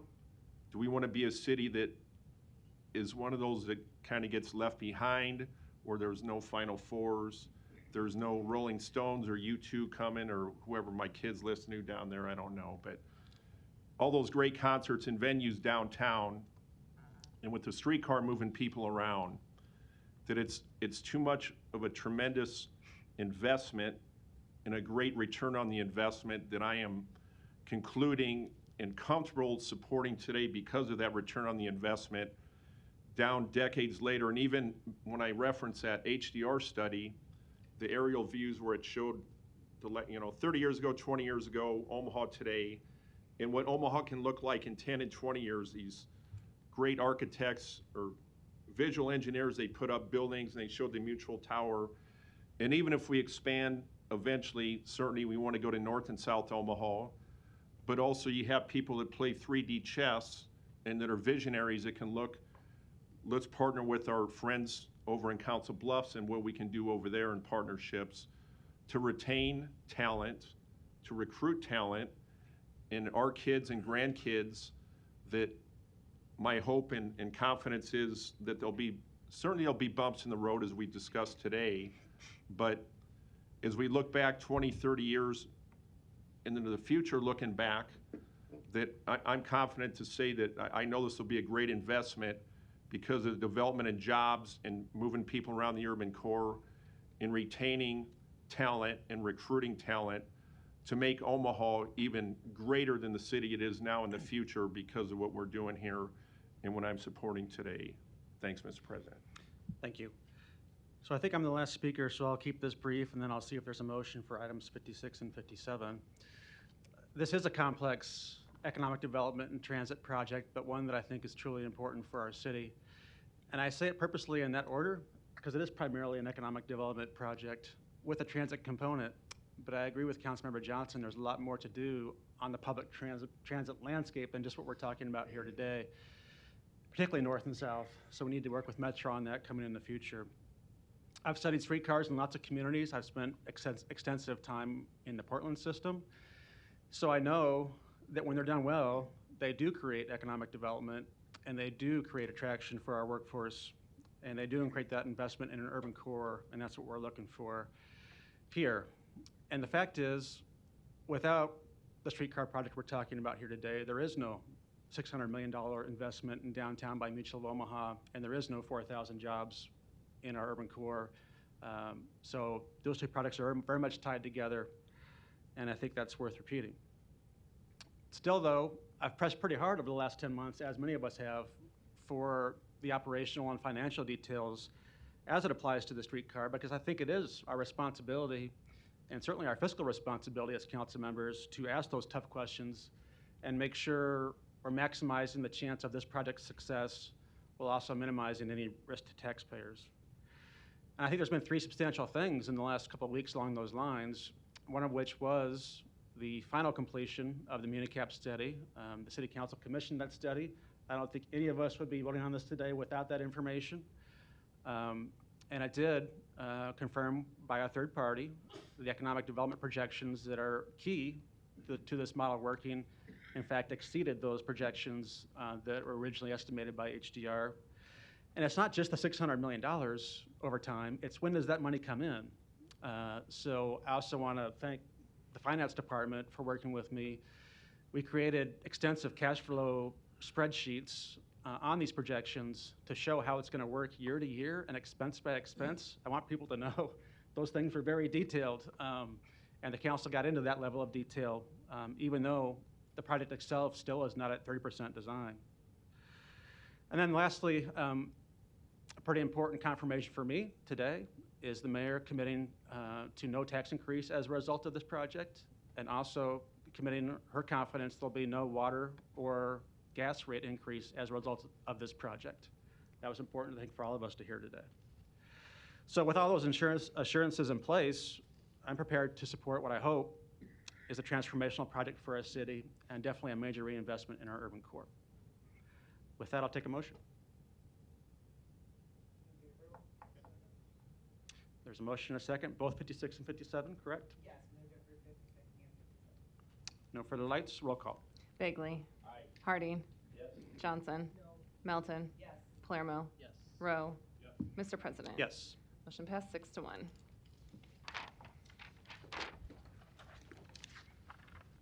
Thank you all for your testimony and for your many months of work on this project, and much more work to be done.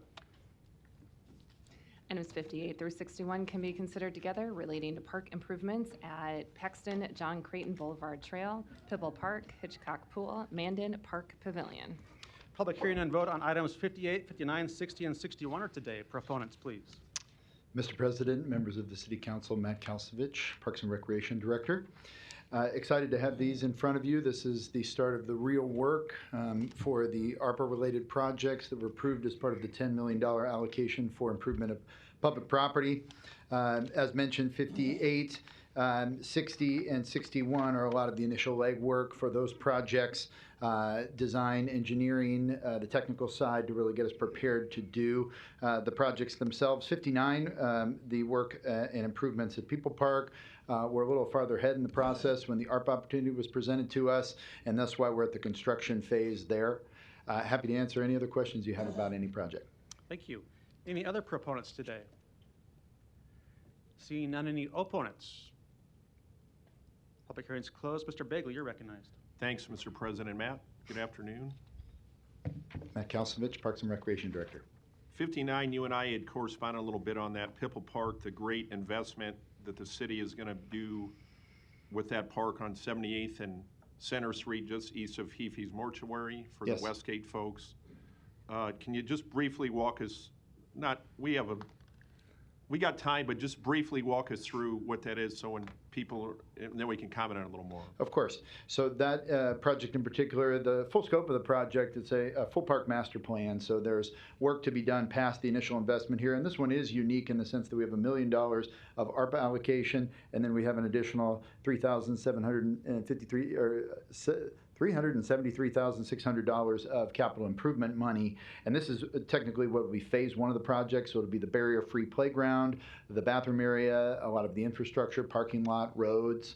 As we know, this park is adjacent to a school as part of District 66, so a lot of functionality there. Phase 2, which hasn't necessarily been budgeted for yet, is part of a master plan that some might have seen or is part of what we're assessing just in terms of the total transformation of the park. But the ARPA money in particular in this project is that phase 1 that we think will be the highest points of engagement initially with the community and the school. And most of the investments from ARPA dollars, is that correct to say that are east of 72nd? I know this is 78th, but the majority are in the older parts of Omaha, which is a lot of, and I want to put you on the spot, how many parks are there in the city? 256 parks and facilities. 22 under are in my management. district, so I appreciate we corresponded on Yes. that. So as you were saying, most of those, the investment is, the ARPA dollars are going to the parks in the old parts of town. Yeah, this is the one that is farthest west. Again, we had to work within the identified census tract for the ARPA funding, of which the majority were, yes, on the eastern part of the city. But again, projects that are just, I think, an excellent fit, not only just from an ARPA qualification standpoint, but from a park improvement standpoint. And again, this one being kind of ahead of the others, just in terms of development of parks that we were looking at in general. We were very happy that this overlapped with the additional ARPA money to move this project along a little faster than it maybe would have otherwise. No, and I appreciate your time, and you're a great ambassador for the city on this. And I know you, when I got a question, boom, you're texting me, you're emailing me, which I truly appreciate. And I know people in my district do as well, because I'm conveying what you're giving me back to them. Thank you. My thanks, pleasure. Matt. Absolutely. Thank Thank you, Ms. Johnson. Thank you, Mr. President. Matt, this is very exciting, especially there in the heart of North Omaha. As you probably can imagine, my next question is for you to walk me through the public engagement that you plan to ensue as you roll this out. Absolutely. So there are several points of engagement that will come up through the process here, and some of them are on the backside of what we know we might be able to accomplish or not accomplish in regards to specific projects. Some of these are some, very technical improvements. For example, the Paxton John Creighton Boulevard Trail, that's really bringing that into compliance and up to the level of everything else in our system, with a 2-foot widening and a full overlay of that entire stretch. So some things that would have just been some basic updates and upgrades in our system. We'll have some projects that will come up later in regards to ARPA. One in particular, Coons Park, a late addition to the ARPA funding model, in which we also have some other funding set aside, a lot like we do with People Park, where we'll have a survey to engage the community. We'll have some public meetings and feedback. Went through a process with Adams Park and a master plan we just developed there through our traditional CIP funding that was in that model of engagement with the community. And that produced some excellent feedback, and we anticipate that'll do the same with some of the ones where we'll have an opportunity to bring a new landscape and shape some things differently. People Park went through that process prior to being connected with ARPA, so a lot of what is there and what we developed was in direct relation to people's feedback and comments when we held meetings and did surveys for that feedback and those ideas from the community. So as I expect to get questions asked as the representative of this district, what can I tell folks in terms of grassroots individuals that are living there, actually living there, in terms of reach regarding what they can expect to happen at the end of the day? What can I tell them? On finding out about that information? Absolutely. So on any project in particular specific to a neighborhood park or a community park, we do an outreach to the specific residents immediately around that area. It will flex in terms of how far away we'll reach, but typically we try and go far enough that we know that that's the group that is looking at that facility as their primary location to recreate and have a park experience. So there'll be a direct mailer, there'll be electronic information confirming the same. Typically, if we have a consulting group, they'll use some additional resources and contacts, whether it be community groups, neighborhood associations, things of that nature, to have another point of contact. As we know, sometimes it's multiple outreach that will really allow people to know what the engagement opportunities are with us. And so all of that's in place for any of the, again, projects where we'll have an opportunity to make a creative impact. Some of the ones we're looking at here in the trail, for example, in particular, is one that is really just a technical upgrade, and again, bringing it into compliance with the rest of our system, as opposed to being able to offer new features or new amenities at a fixed park space. So I see this as an opportunity to kind of focus in on some historical significance in that area. Again, this is the older part of the town. So how can constituents, kind of communicate some visions that they might have regarding retaining some of that historical significance that we're losing because buildings are being knocked down all over the place as we continue to redevelop our city? And I mean, redevelopment is good. Absolutely. But we also want to assure some historical significance, because that plays an element in youth in terms of whether or not they feel optimistic in terms of reducing crime and things of that nature. So tell me a little bit about how that plays into all of that. I think that happens in three ways at any time. First and foremost, we're always an open opportunity for people to contribute ideas and share information with us about whether it be an active project or something they'd like to see happen, and that's an ongoing communication that can happen with the Parks and Recreation Department at any time with any resident. Second, if we have a specific point of engagement and we know Kuntz Park is coming down the line as far as ARPA project is concerned, people can offer their feedback or suggestions for that project in particular, or other projects that might either be in the area or the city, as it's a point where we have people in the same room talking specifically about park improvements, and we can just work globally to try and find those places to have that crossover. And historical features are definitely something we entertain and are excited about integrating. And then obviously the specifics of a project in particular. And Kuntz, I know, is a place where we have some unique history as far as the city's concerned, so I'm sure that will be a topic and one we very prominently ask about and promote, maybe differently than in some other places where that's not as prominent, but certainly we'd be open to that dialogue in any setting. And again, at any time, whether we're engaging on something or not, we're an open door to receive communication about that and have that be a consideration for anything we do in the future. Wow, so last but not least, when will this start? As far as these in particular, or yeah, here at so these will kick off right away upon potential approval here by the council, and so this work will start here in what is our construction off season, trying to get as many of these queued up to take advantage of the full construction season, depending on how fast we can move with some of these as possible. Again, we are on the clock as far as needing to use ARPA funds by the end of calendar year 2025. We think we'll be well ahead of that. And again, certainly part of why we're anxious to get things started and know that even in this new climate, maybe of construction and bidding and some other things, we're well ahead of the curve as far as not butting up against something like that end of the funding cycle. Sounds like an opportunity for jobs as well. Absolutely. These consultants here will have their engagement, and then there'll be a construction piece, and it will be, I think, a lot of the contracting groups that we work with here locally on a lot of our traditional parks improvement projects. And certainly we feel like we have a great relationship with that community, where we've already given a lot of them a heads up about what to expect and what to see from us. So I think they're poised to react to some of this, hopefully obviously producing some success as far as low bidding and things coming in our budget specific to the ARPA funding. Thank you. Sounds like a great, excellent opportunity. We're very excited. Looking forward to it. Appreciate it. Thank you. Thank you. Mr. Hardy. Thank you. I've got three questions. One, I'm going to start out with, it's a little tongue-in-cheek, but I am old. I'm 62.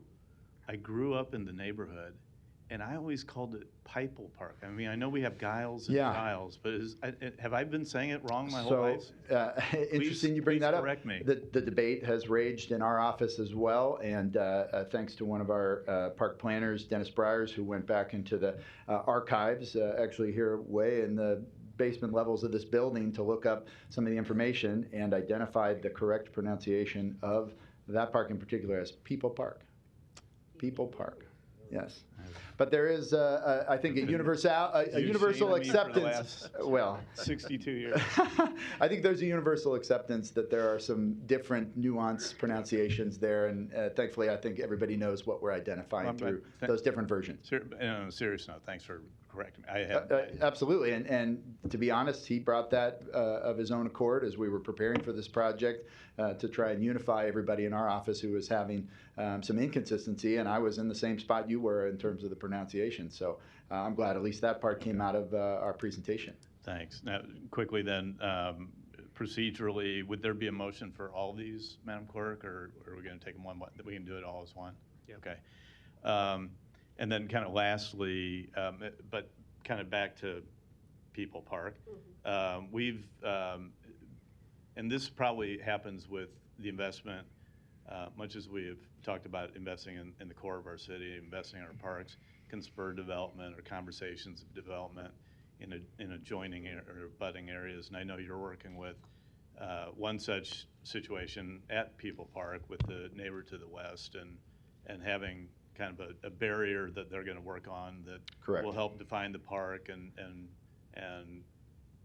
I think it just shows that having those good neighbors and that investment spurs more investment too. Absolutely, and that's one of the great benefits of the outreach in some instances where identifying work or projects that we can do either in addition to what we're doing or jointly, or a neighbor or resident of their own accord, just to be an even bigger, better enhancement. And in this case, it's an identifier about where the park boundary ends, and we certainly want to be sensitive to that, and a good partner, being a neighbor there to the residential property, about supporting that. And I think we're in an excellent spot as far as that project in particular is concerned. Always love taking advantage as well of a connection with the school and the school districts that we partner with in various parks and locations around the city. So that's another one that's a good fit, and part of what we're just really focusing on, making sure they're up to speed about as we go through this.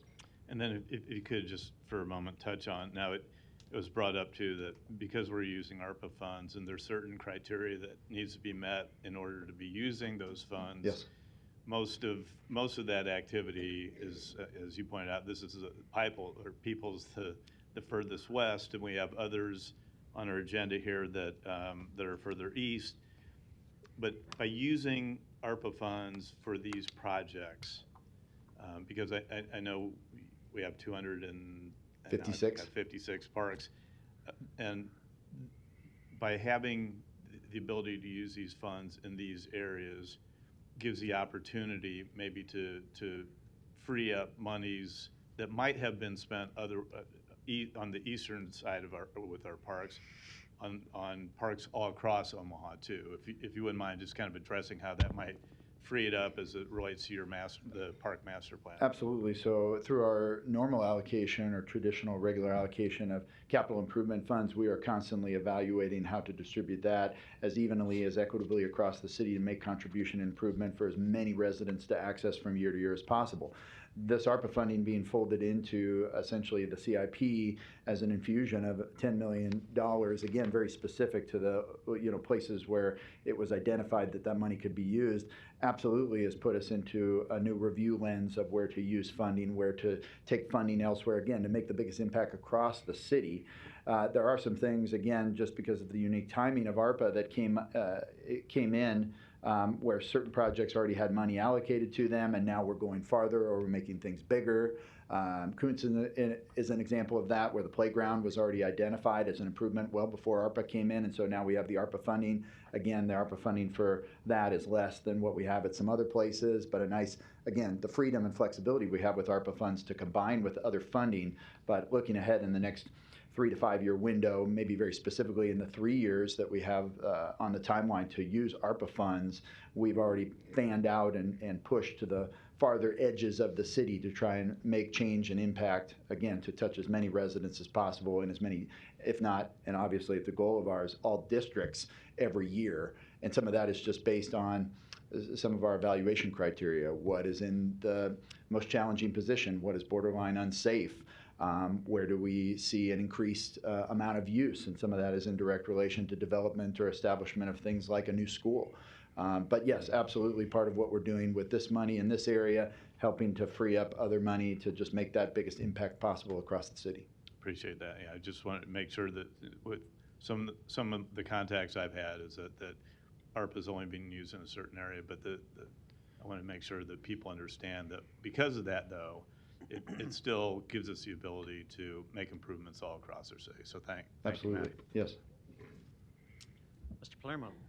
Thank you, Mr. President. Director, I just wanted to thank you. I know we spend a lot of time here talking about other items other than parks, which are very important. Yeah. But people really, really love their parks. And that's this great to certainly hear. helps. Yeah, they do. It's just as important as anything else to them.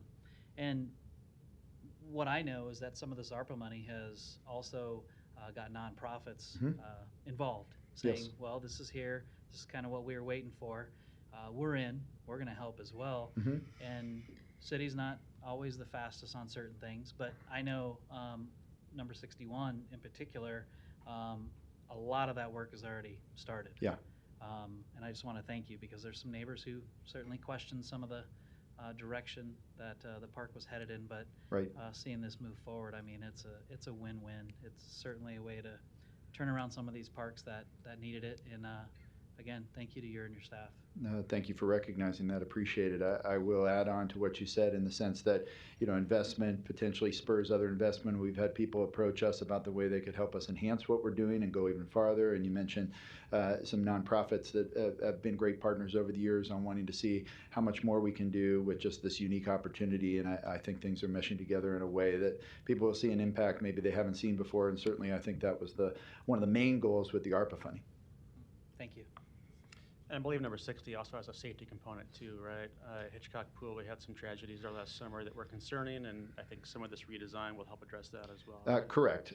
So we've had obviously the high dive feature, which really has been out of operation for quite a while, and some structural things that have just maybe left it in a spot to not be the state-of-the-art facility, and thus some safety challenges that we're looking to obviously address. And anytime we're doing a project, we're trying to address as many issues as we can.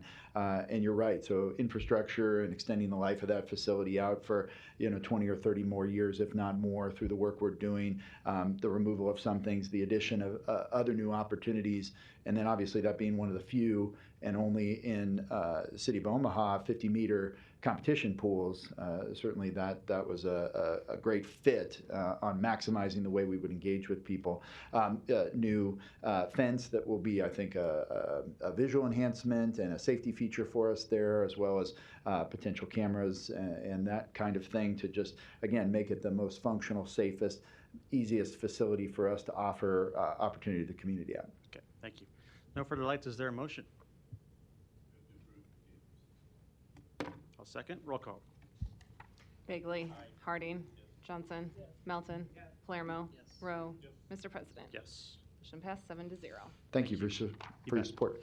And for those that are here for these next public hearings, we want to thank you for your patience, and I want to assure you we're going to get through these, I think, pretty quickly. Madam Clerk.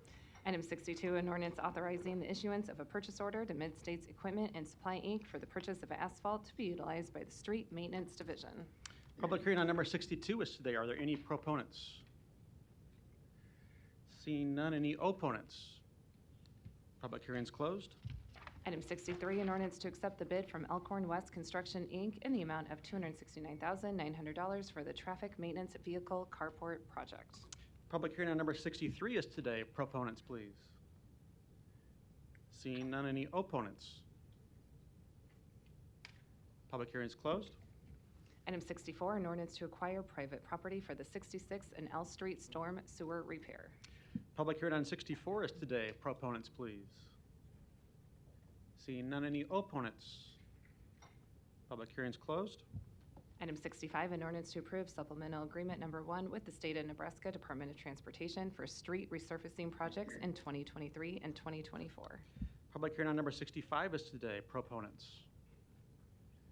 Seeing none, any opponents? Public hearing is closed. Item 66, an ordinance to approve the Saddle Creek Voigtman Tax Increment Financing Redevelopment Agreement. Public hearing on 66 is today. Proponents, please. Bridget Hadley, City Planning, here to answer questions you may have. Thank you. Any other proponents? Mr. President, Brent Beller, 1140 West Center Road.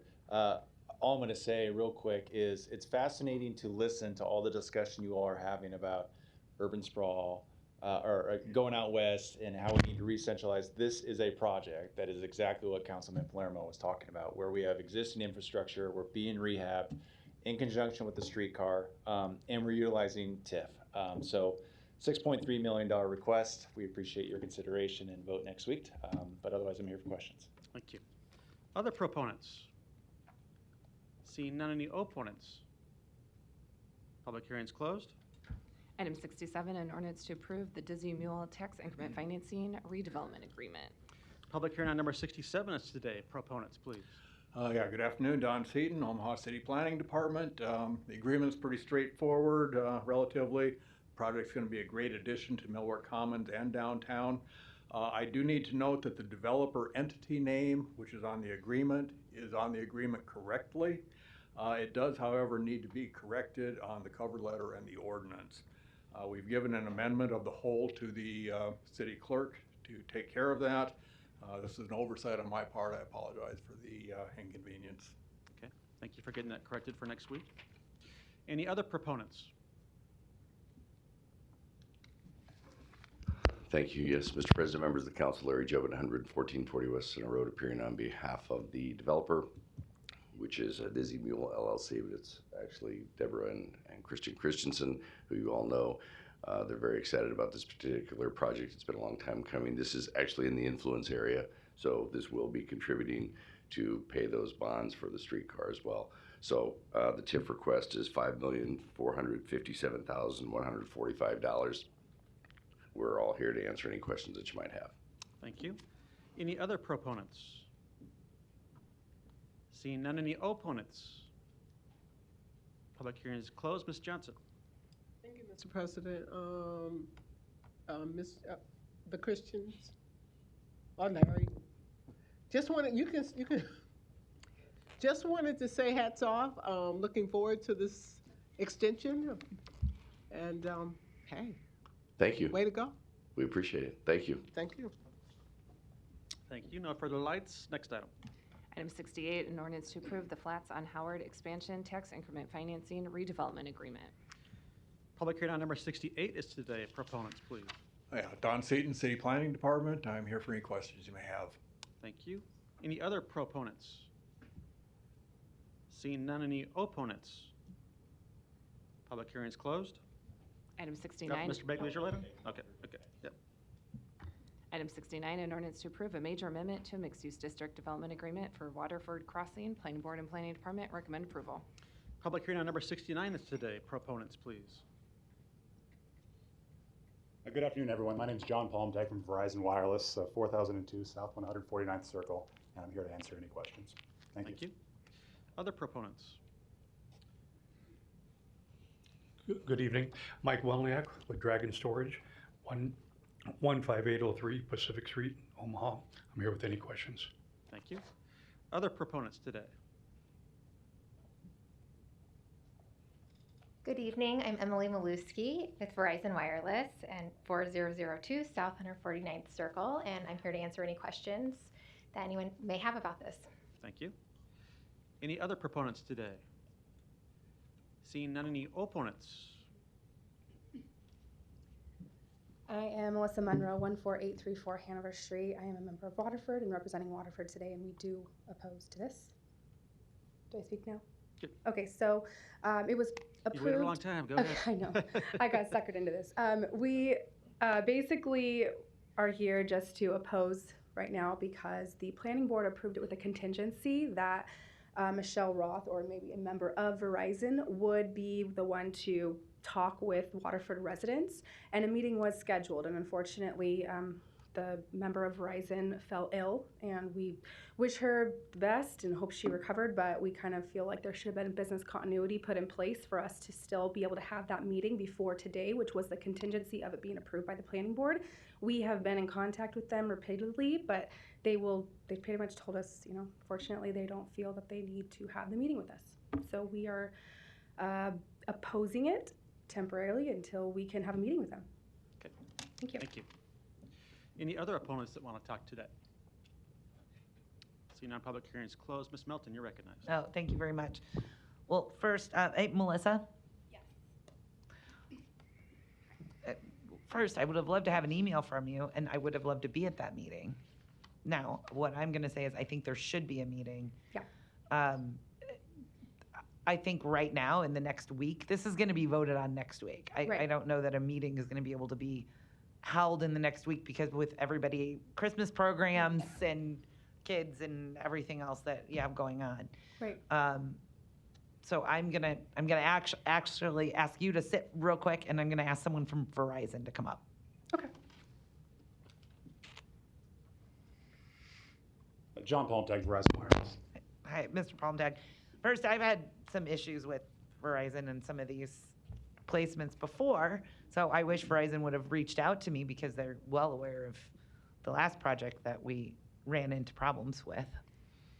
Okay. Verizon is, you may not be, but that should have been shared. There needs to be a public meeting. So is there one that could maybe get scheduled after the first of the year?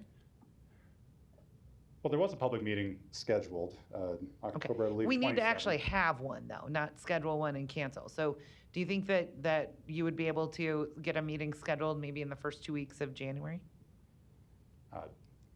We've complied with all the recommendations, requirements of the city planning department, complied with all the conditional use permits, special Okay, use permit. my question is, are you willing to schedule a meeting with the Waterford neighborhood? Because right now it's Christmas, so it looks like you're gonna have to schedule one maybe the first week in January, sometime after the first of the year. Are you willing to schedule that?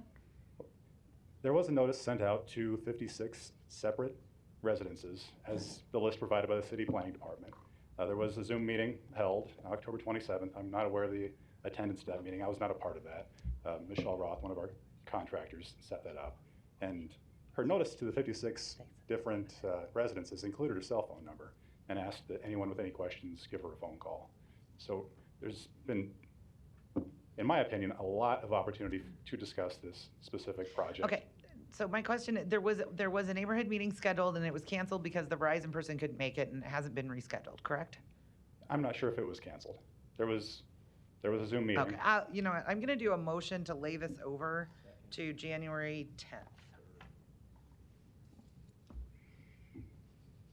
Motion second. Mr. Begley, Mr. Begley, you're recognized. Yeah, yes, and it would be to include, by the way, keep public hearing open so that hopefully we will hear that the Verizon met with the neighborhood, they scheduled a meeting, and anybody who wished to attend could attend, and I would make sure that you work with Melissa to get that scheduled at a time that's convenient for all. Okay, Mr. Begley, what's your item? Yeah, were you done, Councilman? The floor is yours, Mr. Bagley. Thank you. John, this is not my district. Councilmember Melton does a great job representing her members, constituents. I can tell you that I ran into this when I got right on the council, a little different, but I certainly hope that whatever requirements, you know, you were quick to say that, and that's fine. But if I'm a neighbor there and I'm being told that there was a meeting that was canceled because somebody was ill, work to reschedule it. That's all we're asking here. I think the outreach from communications companies, as I said a year ago, communication companies, let's communicate with residents where this stuff's going to be impacting. This bugs me, and I don't have the whole story, but what the lady sitting behind you that lives there spoke and said that the meeting wasn't held. I don't know what happened, but was Councilmember Melton, I'm not trying to put words in her mouth, but she said, get a meeting set up and deal with their questions and answer their questions. Communication company, communicate. That's what I'm asking. Thank you. Mr. Harding, you're recognized. Thank you, Mr. Festerson. I'll pile on a little bit. I believe, I'm told that, I guess I would say Mr. Palmtag is technically correct in that they have met the requirements of what was approved at Planning Board. However, what was approved, the discussion, the intent and the discussion at Planning Board was that there would be a meeting. The motion was made without the requirement of having the meeting, but the intent was there. And I think you're hearing a pretty clear message from a lot of the council members that you need to have a meeting with the neighborhood. Mr. Palermo. Thank you, Mr. President. Yeah, well, you're going to have the meeting, right, sir? So I would ask the council to vote on this ordinance and consistent with the planning department, the planning commission. Let me stop you right board. there. But The planning department sends us recommendations that we approve or not approve. We don't listen to the planning board, we listen to our constituents. Yes, We sir. don't have to follow what the planning board does. But you do need our approval to move forward. So one last time, go ahead and set up that meeting, and we'll see you in the future. Thank you. Thank you. I will allow you to have a remark if you'd like.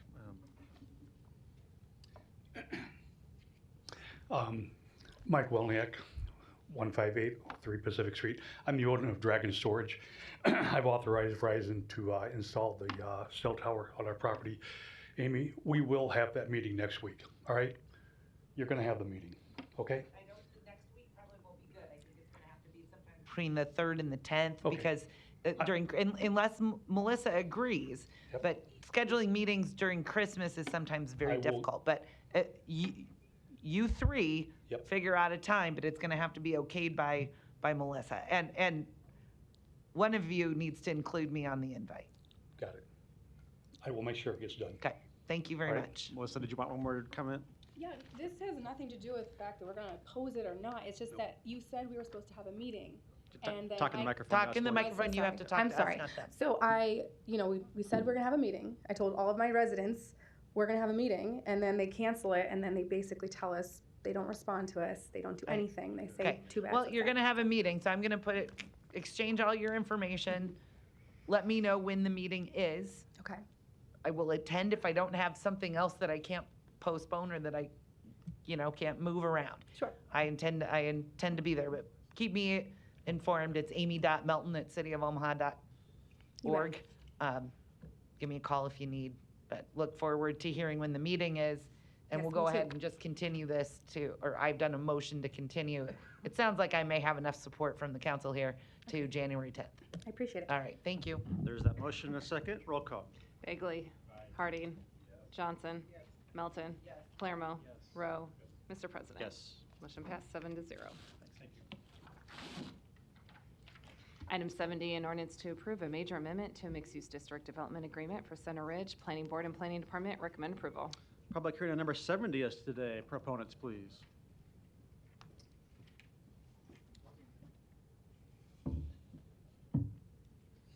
Kyle Hazy with ENA Consulting Group, 10909 Mill Valley Road, representing the applicant, along with myself, Charlie Sullivan, the applicant developer, is in the audience, and his legal counsel, Mr. Beller, is in the audience as well.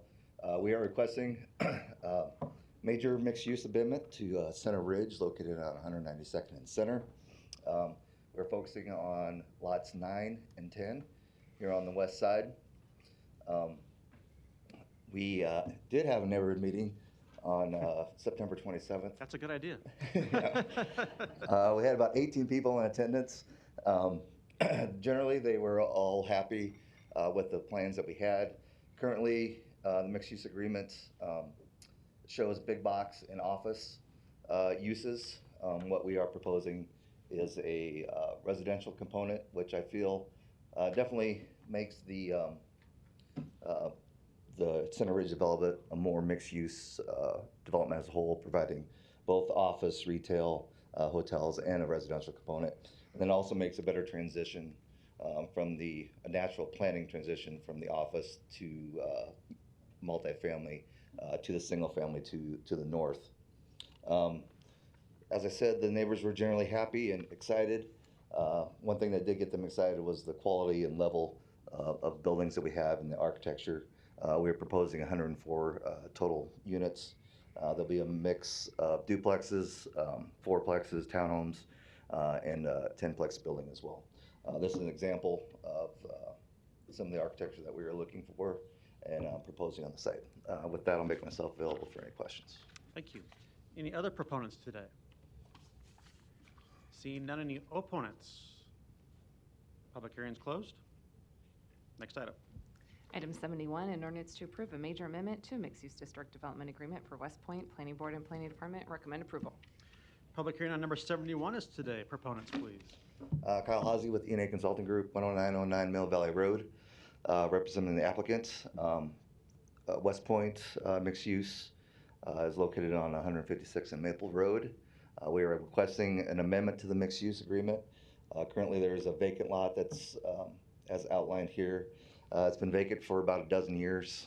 It was an old restaurant. I think it's been torn down and it's been sitting there.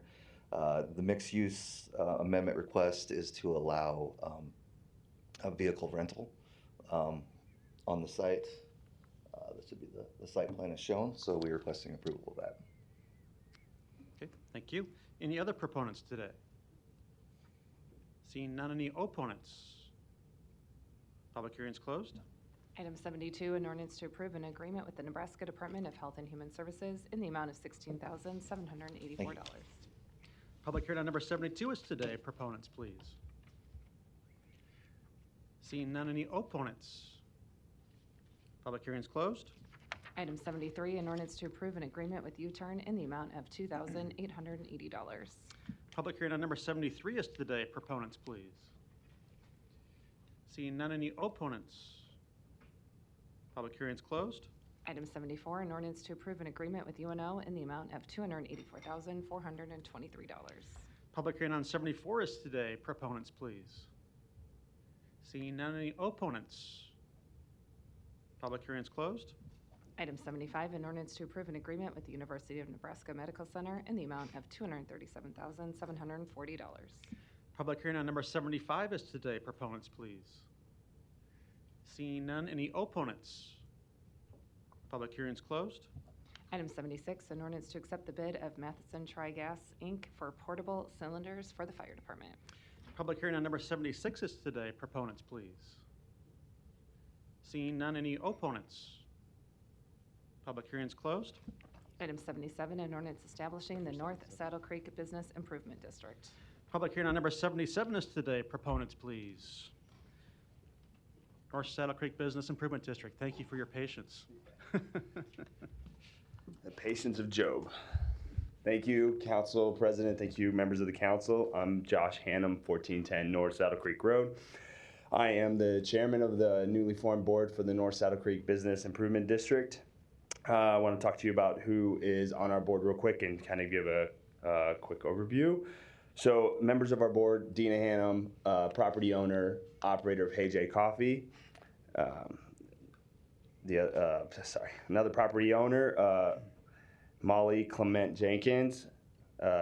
We have April Jackson, another property owner and operator of Lyle's Automotive. Eric Janisek, property owner and operator of Janisek Florist. Sue Finkel, local property owner of the Homey Inn. And who am I missing? And Stephen Pham, local property owner and owner of BKP Printing. We believe that the district has the potential to be successful as our peers in the district like Dundee and Blackstone. Right now, our district consists of some great destination businesses like Sgt. Pepper's and Homey Inn, and newly businesses like Saddle Creek Breakfast Club. Hey J Coffee has been added in 2017, but that has been the last thing that has been added in our district. We haven't seen much improvement since then, and we believe that the formation of this business improvement district will help improve the district. I have a whole lot here to say, but I feel like it's getting kind of late, and so I'm just going to leave it up to that. We have several proponents here, and I would like to have them all come up and let you guys know who they are and what they're here for. Thank you. Thank you. Other proponents, please. Hi, my name's Molly Clement Jenkins. I have the property at 1402 North Saddle Creek. It's the old gas station with the canopy. Now, North Saddle Creek is an unusual situation because it's long been a light industrial area, and yet it kind of protrudes into a residential area. This light industry has mostly moved out of the area, and so now we have some retail, we have some storage businesses along there, and then we just have some buildings that are empty. They're not doing a lot. And a lot of us feel like this is a great time to effectively rebrand the area, since it has that, protrusion into a residential area. It's more like Dundee or, Blackstone than, say, more of a North Downtown feel.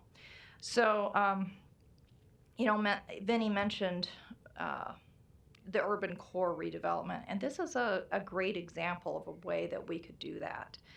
Retail is a better fit for a neighborhood, and there are needs that the single multifamily house, building households have, and they're not getting met in that area.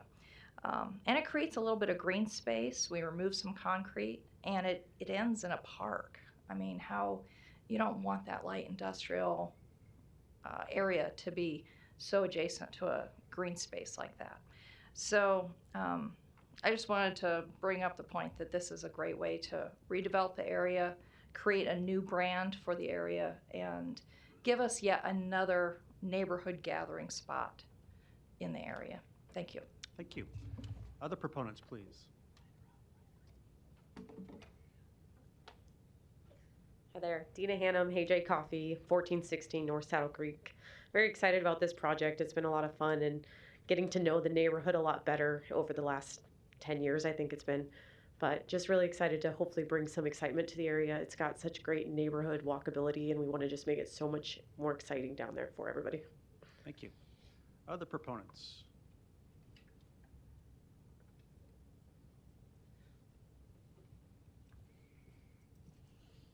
Hi, I'm Cletus Baker, owner of Studio B Limited at 4844 Hamilton Street.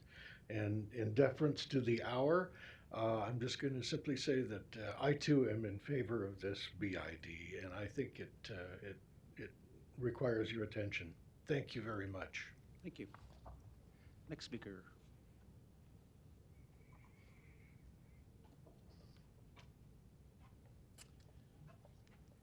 I'm Don Janicek at Janicek Floors, 4901 Charles Street. I've been there forever, and nothing has ever been done in that place. We need something, and like I said last time, we have Dundee on one side, we have Benson on the other, and everybody skips us. We need something to revitalize the area, or it's going to die.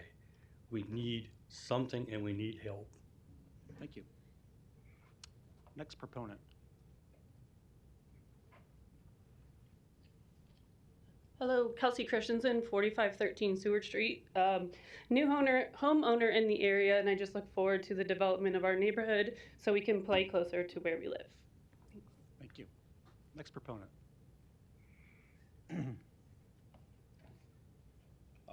Darius Christensen, 4513 Seward Street as well. Just kind of to piggyback on what everyone else said, I think it's we're new homeowners there, almost 1.5 years now, and it would be very nice to see that area revitalized. So have a good day. Thank you. Thank you. Other proponents? Hi, Will Minen, 1835 North 49th Avenue. I'm the incoming president for the Metcalf-Harrison Neighborhood Association. So just wanted to lend our support to the creation of BID and look forward to, if it's approved, some improvements of, in particular, landscaping, sidewalks, lighting, etc. Thanks. Great. Thank you. Any other proponents that want to speak today? Seeing none, any opponents?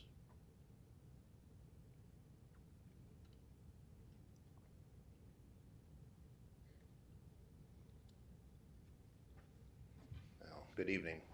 Adam Watson, 1125 South 96th Street. I'm the owner of the Saddle Creek Apartments at 49th and Hamilton. And I would like to say first, I do applaud Mr. Hannum and his efforts to bring this BID along with Councilman Festerman to bring this BID to you guys. I believe BIDs are very important. I have a number of projects around Omaha that are actually in BIDs and which have been very successful in Benson and in Dundee as well. And interestingly, I would be very curious to be involved in further development of the property within this proposed BID. However, the one property that I do have, I'm not certain that it's needed to have a successful BID. I don't see that the property I've got, the 7 buildings that I have, are somewhat removed from the Saddle Creek corridor, in my opinion. So I would just like to ask if there's some more clarity on what the necessity of my property being in this particular BID would be. Knowing that, I would love to be a developer in the core part of Saddle Creek BID myself. If I could ask that, thank you. Good, thank you. Any other opponents today? Seeing none, I'll close public hearing and just have a few remarks. It is late, but I do want to expand upon this a little bit just because you're all here and took the time to be here, which we appreciate. So I think we've been very supportive of BIDs as a body, and I think me in particular in terms of in my district, Dundee and Benson, but then certainly in Blackstone and Elkhorn and other places. And as you may have seen, there were a number of them on our agenda today that were coming through with their annual assessment periods. And there was no opposition to those because I think all those BIDs have proven to be successful, much like you were saying, Mr. Watson. And I've always thought North Saddle Creek has that potential. I've thought that for a long time. Probably 10 years ago, Mr. Fanslow and I had a meeting at the Homey on this issue with some business owners, but never quite took flight. But now is different. I think this is the right time, as evidenced by all of you being here and the great engagement we're seeing from old businesses, but also new businesses, and also the neighborhood association who's here too. I do want council members to know that I have been involved in the first few meetings that the BID conducted, and appreciate everyone who volunteered to be on the board, because it is a lot of work, particularly at this stage, to be involved and to engage your fellow property owners. But my observation is they did a good job at that, and the mayor has been helpful. The mayor appointed every board member who was interested in being involved to the board, and so the process has started well. I think they've adopted a realistic plan, a realistic area, conservative approach in the assessment and in their program of work by really prioritizing the things that I think most everyone in the area agrees should be prioritized. Things like security and lighting and the landscaping maintenance, things of that nature. And it's really difficult to get 100% unanimous consent for something like this at this stage. But as I was talking earlier, I think they've all proven their worth over time, both to commercial properties and also to multifamily properties that have been involved in these BIDs, other places. The only other things I'd mention at this point are that, we could do nothing, but as Mr. Janusek so eloquently said, nothing's been happening for a long time, and now is the time to do something. And I think there's huge opportunity here at this point in time, because if we do create this BID by the end of the year, which is next week for us, the area does qualify to compete for up to $2 million in ARPA funds that would be going to BIDs in 2023, 2024. That's a huge opportunity for this area. The City Council has already adopted a $50,000 streetscape plan that will engage all of you on, assuming this is approved next week, with a public process that includes the neighborhood and all the area that's in the map there, primarily along North Saddle Creek Road, but also Hamilton Street, and all the areas that would be desirable in having infrastructure improvements, such as lighting and new sidewalks and curbs and parking and landscaping and all the things that make a neighborhood business district viable and successful long-term. And then on top of that, there's also a $300,000 capital allocation in 2023 for this area to execute that plan once we get it done and have some consensus around it. And I think that's another opportunity to engage philanthropy that's played roles in these other business districts and really made a huge difference in all those areas. So that's the vision I see for this area. I know you see it too, and I look forward to supporting this next week as well. Thank you for being here. I don't see any further lights. Madam Clerk. Non-action items, items 78 through 101, do not require public hearing or city council consideration at this meeting, but will be placed on a future agenda for public hearing and/or vote. The reason for non-action is noted after the item on the agenda, as well as the date the item is expected to appear on agenda for consideration. Second, roll call. Bagley. Harding. Johnson. Melton.